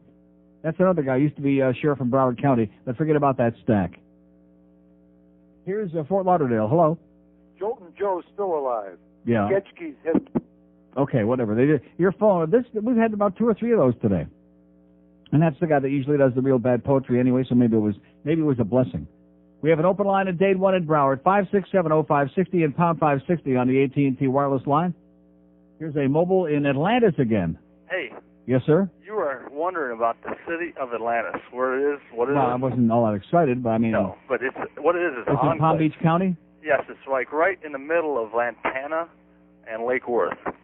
Oh, the median age must be 140. 10-foot wall surrounding the whole complex. Yeah, that's like good. A jail. Mm-hmm. It's all full of Canadians. Oi! You know John Cullen? French Canadians, yeah. John Cullen is just retired from the Lightning. Right. His uncle used to play for the Leafs. Right. Lives in there. Huh. Frank Uvdari used to be chief referee, NHL. Right. He lives there, and a lot of frogs. Huh. Some head office from the Yeah, but those people you mentioned aren't frogs. Those are like our good English people. Oh, no, you're right, but there's a lot of other frogs in there, believe me. Right, I'm sure. And, no, it's right off 95 and 10th Avenue, right in the middle. Oh, yeah, okay. Right there. And it's just, it's a little wannabe place. They got their own police department and all that. But you said you used to work at JNO a long time ago. 1975, 23 years ago. I went down there to pick up it's not there anymore. They destroyed it and put up a 20-story office complex there now. But Where is JNO? Where do they move it to? Actually, that's a joke. It's right off 45th and 95. They're in with JNO and 5 other stations in a little strip center, like warehouse place. And the nice office building where they would have had a nice overlook of the intercoastal down there is this doctor's office and all that now. But I've been in the old building, man. I can't believe. Well, he was old when you were there, I'm sure. And I think it was okay. It wasn't bad. Smelled. Well, now what? It smelled? Yeah, well, that was probably that BM I was talking about. It's probably still lingering. Well, hey, what did you find about Priceline? What about it? Did you find anything else about it? About what? Priceline. Oh, I haven't checked it out yet. Okay. I will. And Ray Whitney, what would we do without him? Amen. See you tomorrow. Okay. Okay, here we go. Somebody just faxed us a restaurant. Now, what is this from, by the way? Is this from like a real newspaper or where? See, people send us articles, and it would be helpful to know this is from either the Herald or the Sun Sentinel, I assume, or maybe from, I don't know, from New Times or CityLink.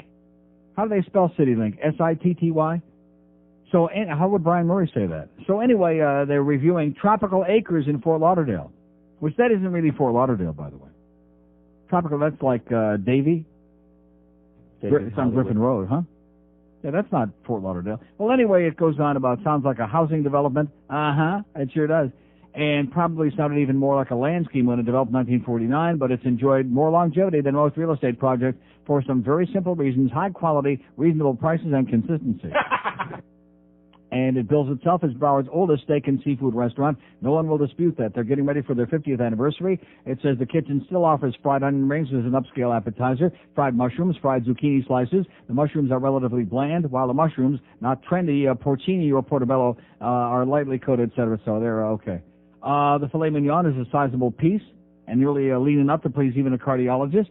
And it goes on and on. They got a large early bird crowd. That's the only thing I'm worried. You know, the food may be pretty good, but they got a large early bird crowd at Tropical Acres. And it says it's not a place for romance, nor will you find cutting-edge cuisine, but if you're interested in good service, solid, reliable food, and low prices, you come to the right place. After 50 years, it says Tropical Acres is still tropical. How do you like that? 3 stars, they give them on a scale of 4, 3 being good, 4 being excellent, etc. So that's not bad. 3 stars. Sun Sentinel. From the Sun Sentinel. Okay, thank you, whoever faxed that. So you people want to go to the Christmas party, there you go, have no fear. Because Greg Reed told me at dinner last night that they're going to be doing some extra stuff to spruce it up, and they're going to drag out all the old people before our crowd goes in there. I'm not going to be able to make that. No. Of course, you'll be good there, of course. George never misses a free meal. That's one sure thing about George. He never misses a free meal, and especially when Al Goldstein is catering. Like tomorrow. Tomorrow what? Tomorrow he's having another free meal. I didn't even know he was back here now. He's back from Amsterdam? Mm-hmm. And the apartment is vacant right now? Mm-hmm. Okay, let's see, what time is it? No, what are you smirking about, man? That apartment over there, I can probably stick that key in. The front door, the rear door, the... Rectum. That's right. He's having another... Is Fat Rich coming to this thing? Oh, I don't know. He hasn't... I don't think he's been to the last game. In fact, Track Monday night, I noticed, because it's hard to tell with Rich because he wears those big baggy shirts like I used to when I weighed 500 pounds. But he's actually lost a little bit of weight, I think. Huh? An ounce or two. And I think, well, basically because he only eats the free meals at the track and the rest of the week he's starving over there. But, yeah, he's lost a little bit. He's no longer in the Al Goldstein category, I wouldn't say. Don't forget, we got US 1 and 27th Avenue. Sam is going to be there. Chris Reed, the nephew. We got the QAM van. We got the Best of Neil stuff, CDs, cassettes, T-shirts. We got giveaway stuff, Dolphin T-shirts, etc. And they'll be there until we have total $1,000 for the day. And like I said, they could be there a long time unless you get your ass in gear. That Kendall thing was bitterly disappointing today. You know, this would be a fun thing through the rest of the month to do this. Because then we'll find out. I mean, I already could have predicted. I knew we had, University and Broward Boulevard, like falling off a log into Lake Okeechobee. I mean, no problem at all. We know we are giant in that area. In fact, you know where they ought to be? George, for next week one day, I'll tell you where they ought to be. The Shell station across, or it's not right across, but it's on the corner of 136 and Sunrise, right by the new arena, by the Mac Arena. Just kitty corner, a couple blocks down from the Publix Sawgrass, because that's where all my people are right out there. They're shopping at Publix. They're buying fish food. They're buying the goddamn beef strips from Tyson. They're buying Mike Tyson's stuff, ears. Here's a mobile in Fort Lauderdale. Hello. Neil. Yes, sir. How you doing, buddy? Great. You got a great show. You keep me laughing all day. All right. Hey, listen, I was out of town. Did Levon end up winning those 20 games? Levon won 48 games this year, as a matter of fact. Yeah, he won 112 games, and Ed Kaplan's pretty pissed off about it. Hey, you better be careful what you say about Joe DiMaggio. Yeah, I know it. Well, Big Hank will be sitting on you. He's in love with that guy. Is he? Oh, yeah. I mean, I know you listen to him talk about it? I know he's a Joe D fan. He interviewed him. He played that interview, which I didn't hear the other day. And I know he's a fan of his. But the fact is, the guy's 84 years old, and he's a former ball player, and he's dying. I mean, that happens to the best of us, you know. I was at an old timers game at Fort Lauderdale Stadium a couple of years ago with my wife, and she was pregnant. And I tried to get his autograph. You or Joe DiMaggio? Pardon me? By Joe DiMaggio or you? Yeah, at the stadium. Joe DiMaggio was up in the booth, and he was coming down. Yeah. And so he wouldn't shake hands with me, but he shook hands with my wife. So I took her hand after he shook it, rubbed it all over her stomach, you know. So now I think my son's going to break the record, the 56 game hitting streak. Oh my God! Huh? He rubbed your wife's stomach? No, he shook her hand, and then I took her hand and rubbed it on her. I see. I got you. Hey, listen, I want to donate $100 in the name of my company, but I'm not going to say it because I don't want a shameless plug. Okay. Okay? Thank you so much. Hey, you got a great show. Keep up. Thanks a lot. Bye-bye. See ya. How do you like that? There's a good guy. $100 first for center one. I see Joe Costello's here because George is going to be doing the last half hour of the show today. And so now all these million calls we got on the board, all three of them, they'll be gone. All these other foreign language speaking people, they'll be calling in now. Really disappointed with that turnout down in Kendall today, boy. You could have slapped me right up the side of the head. And, of course, now they're moving closer to the Grove because they know we got no audience here whatsoever in the Grove. Nobody. Not even old Jack Campbell. Not fat old Jack Campbell, that queen. Even he ain't listening no more. Well, you know, you have to move on. You have to develop new people because the old people, they leave you in the lurch. You know, like the Knots Landing lady, some of our old friends. Like Roberto that used to make all those great cassette tapes, used to be a groupie. Maybe he found a life, you know, maybe he found a boyfriend, whatever the hell happened. You have to move on and develop new people because the old ones, they turn on you like cornered rats. We'll survive. Well, there's that fat guy again, that Nadler guy. I don't think he's going to make it. I don't think he's going to make it through the week. No. 125 at 560 WQAM. Feeling stupid? I know I am. You're a mean one, Mr. Grinch. You really are a heel. You're as cuddly as a cactus. You're as charming as an eel, Mr. Grinch. You're a bad banana with a greasy black peel. So do you know who that is, by the way? Who does that voice? Joe Costello? No, okay, I don't know his name. That's Tony the Tiger. Same voice. You're a monster, Mr. Grinch. I saw some special on it. Your heart. Hey. I fired that off because I get accused of being a Grinch a lot over the Santa Claus thing, which Neil has talked about for years, and in all the years that he has spoken about it, I've yet to hear one parent call up and say, no, we don't lie to our children about Santa Claus, and that's why I get accused of being a Grinch and a Grouch and a Scrooge, which I'm not, even though I'm atheistic, agnostic, you know, I don't celebrate Jesus' birthday. I don't cop out on Christmas because it's a party. It's another excuse for a party where there's booze and food, and usually I'm not the one paying for it. I say usually because, you know, the big Cuban family party, and lots of people throw parties, and you get to suck up a lot of free food and booze, and why would you pass that up?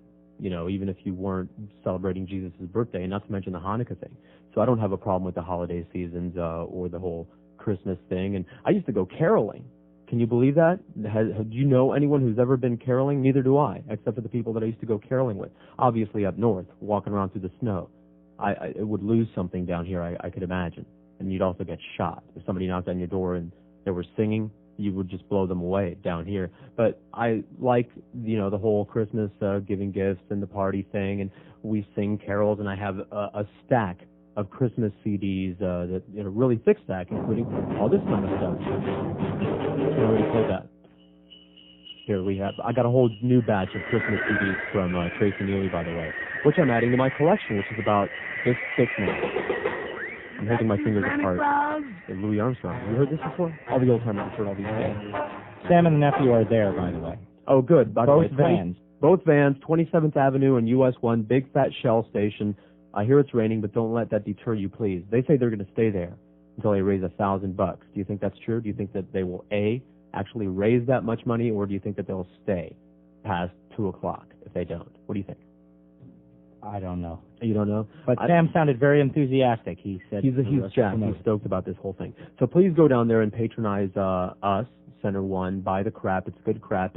It's worth it just for the money. Even if you don't care about other human beings, it's worth it, these CDs, especially Part 2, which I put together. I'm a little bit biased about that, only because it's got outtakes on it. It's got Neil saying all the words that we all love to hear, but we can't say on the radio. It's got Neil saying and over and over and over again. That's the better one. See, that's a tough choice. If you like that kind of stuff, then yes, it's the better one, but Part 1 has all of the really good bits from the show. But that Part 2 doesn't have bits from the show, unbleeped and uncensored, by the way. But if you go down there and make any kind of a donation whatsoever, they give you some free crap besides, like a Dolphins shirt. So please, everyone, drive down there. He doesn't believe that the Julios listen. Well, let me rephrase that. He believes that they listen, but he thinks that they're all closet cases. They won't call in, and identify themselves without throwing the fag thing in at the end. They won't show up at the appearances, and they won't patronize the charities, even though the Cubans are big charity donating type people. That's what Carol was telling us the other day, is that they get way more donations from Dade County than they do anywhere else. I don't know what these people want to talk about, so I'm just going to hang up on them because they were on hold for Neil. And we're not going to talk about Joe DiMaggio, so off you go. I want to hear from some people. That was horrible. Sorry. Oh, by the way, I want to send a very special Christmas wish out to that nice lady who likes the tapes better than me. Merry Christmas and you. Because and I don't take that as an insult when people like the tapes, because I work really hard on the tapes to make them really lean and mean and fast and furious and leave all the good stuff in. So it actually makes me feel good when people say that they like the tapes, because I work hard to that end. But nevertheless, and by the way, it's a total myth that I make the women wait longer than the men. If anything, I put them on faster, even though this phone system makes it difficult to do that. So I want to hear from some people who also don't lie to their children about Santa Claus, and I don't understand why that whole thing is. Nothing personal about St. Nick. I was born on his birthday, December 6th, the St. Nick's Day is my birthday. So I, don't have a personal problem with the man, Turkish bishop that he was, but I don't understand why we have to lie to our children about it. I give the kid the loot. I want the credit for it. I want the kid kissing my ass all year long for Christmas presents. I don't want her to kiss some invisible man's ass on the North Pole or something like that. I don't understand that. And people who I know who are atheists and agnostics have ragged on me for not clouding my kid's head with all the Santa Claus bullcrap. And, you're going to disillusion her about Christmas. I'm not going to disillusion her about Christmas. I'm not going to illusion her in the first place. It's Christmas. It's some dead guy's birthday who said be nice to each other, and they killed him, so we're going to exchange loot. It doesn't make any sense to me, but pass the eggnog and the food and the ham and the turkey. So that's my whole big Christmas beef thing. I don't believe in lying to children. I want to have some credibility with my child. When I tell her things later on, I don't want her to be able to say back to me, well, yeah, Dad, but you lied to me about that whole Santa Claus thing for no good goddamn reason.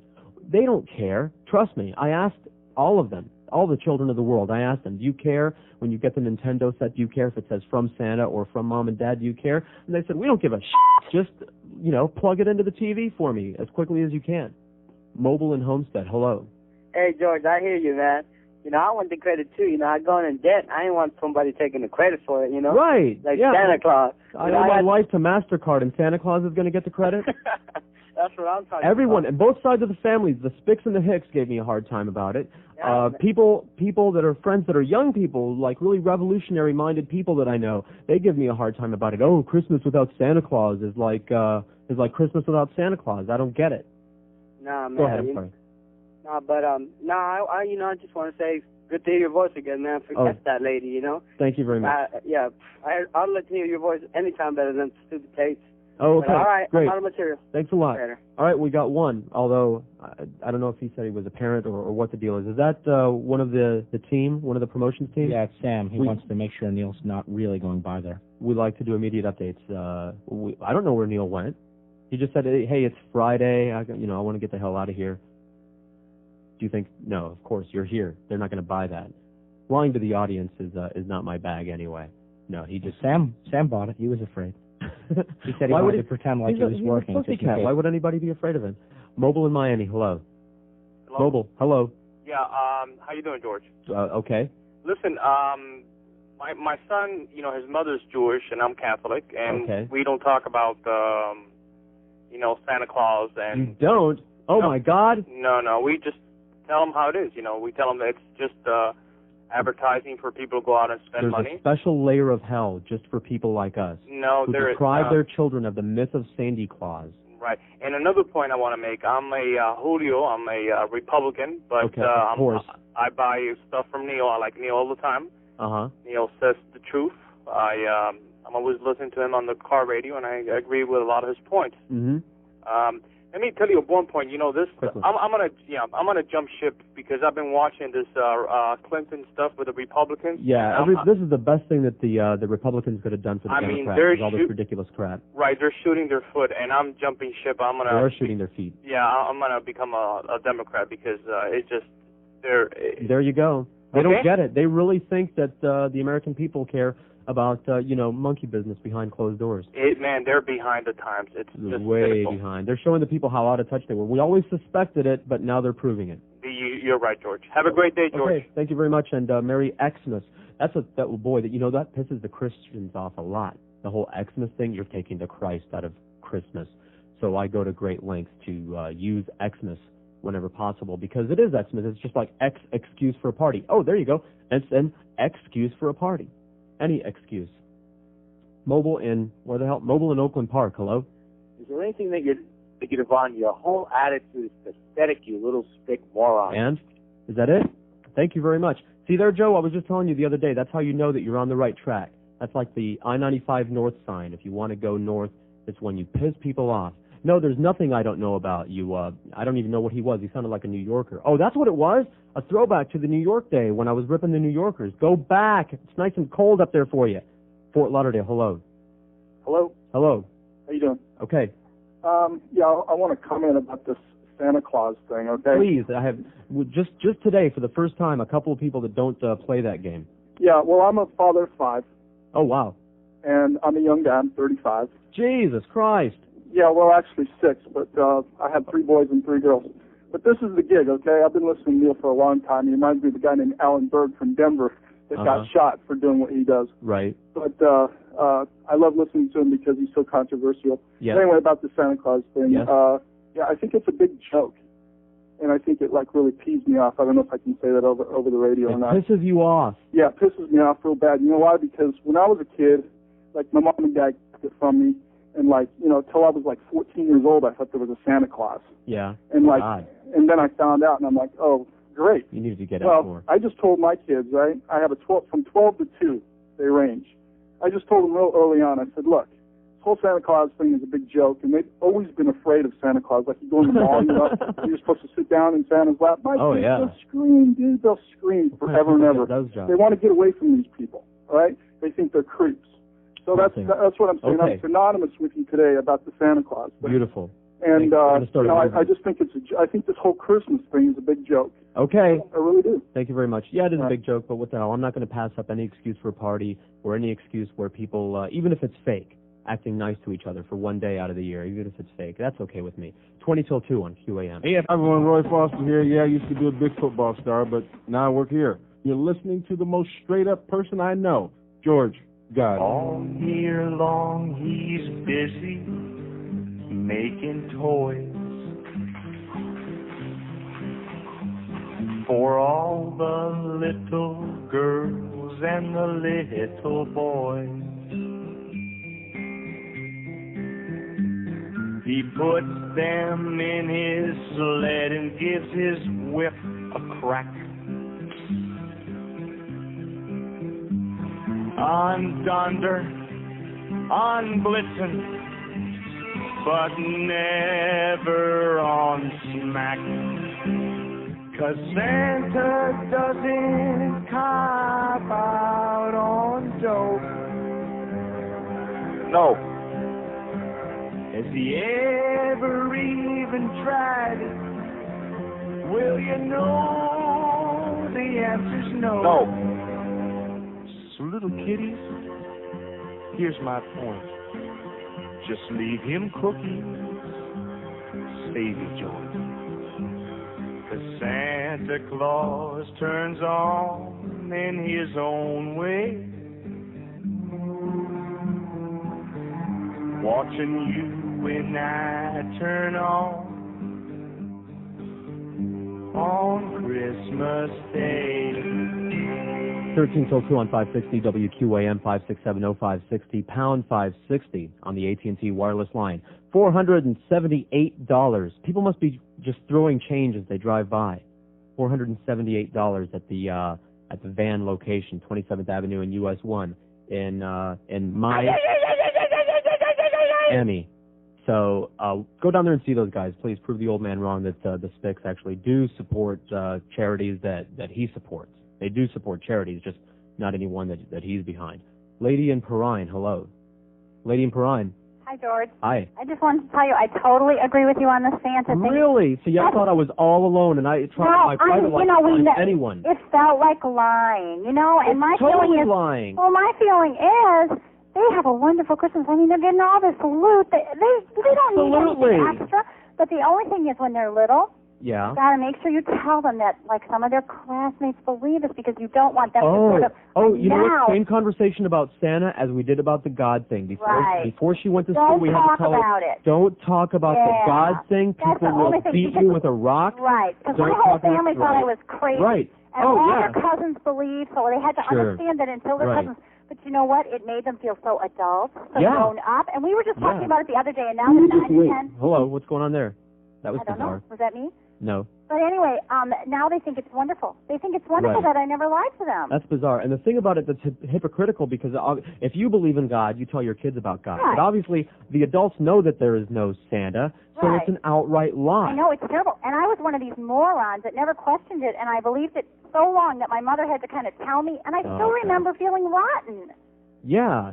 So I Every kid that tells that story, that. of course. I had a weird thing. My mom used to, and she was a throwback, she used to talk about the Three Kings, which is something that they do in Cuba. Yeah. They don't even do that over here. They talk about los reyes. So that was like an additional. Yeah, and I thought nobody over here even heard of that. So my mom had zero credibility with me anyway. So I didn't buy anything that came out of her mouth. Yeah, no, but anyway, thank you very much. Okay, bye. I don't feel so bad now. Just to show what a non-Scrooge I am, I'm taking the family, the kid, and a friend to the Nutcracker Ballet, and I paid money for the tickets, extra money. I called front row and got good seats to get really nice front and center right by the orchestra pit, because they wanted to go see the Nutcracker, and I dragged my heels. I didn't want to go to the ballet because it's the ballet, but the Nutcracker, it's good music anyway.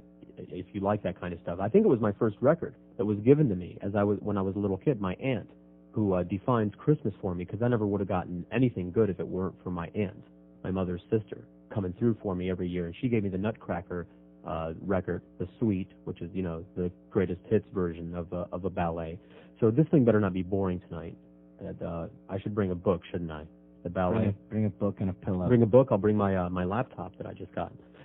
Miami. Hello. I'll take that break. You're Miami. a loser, man. Okay, thanks a lot. These are the gay, the little gay trio that hate Neil, that are obsessed with him. They want to wear his flesh like that Buffalo Bill thing. You didn't see Silence of the Lambs the whole way through, and so while me and Neil are beat red in the face laughing at that, it puts the lotion in the basket, you're not getting it. You're not getting it. Funniest bit we've had in a month. I don't get it. And so you're gonna go get it this weekend. Like the movie. Right now. Rent I'm it. leaving right Rent now. it and watch it. As a matter of fact, while you're watching it, when the line comes up in the movie, when it all comes together, that's when you'll lose it. People will wonder why you're laughing at this horrid, horrible, horrible scene in the movie, and you'll be the only one that knows. Okay, yeah, it's towards the end of the show. We have to take these breaks. 10 till 2.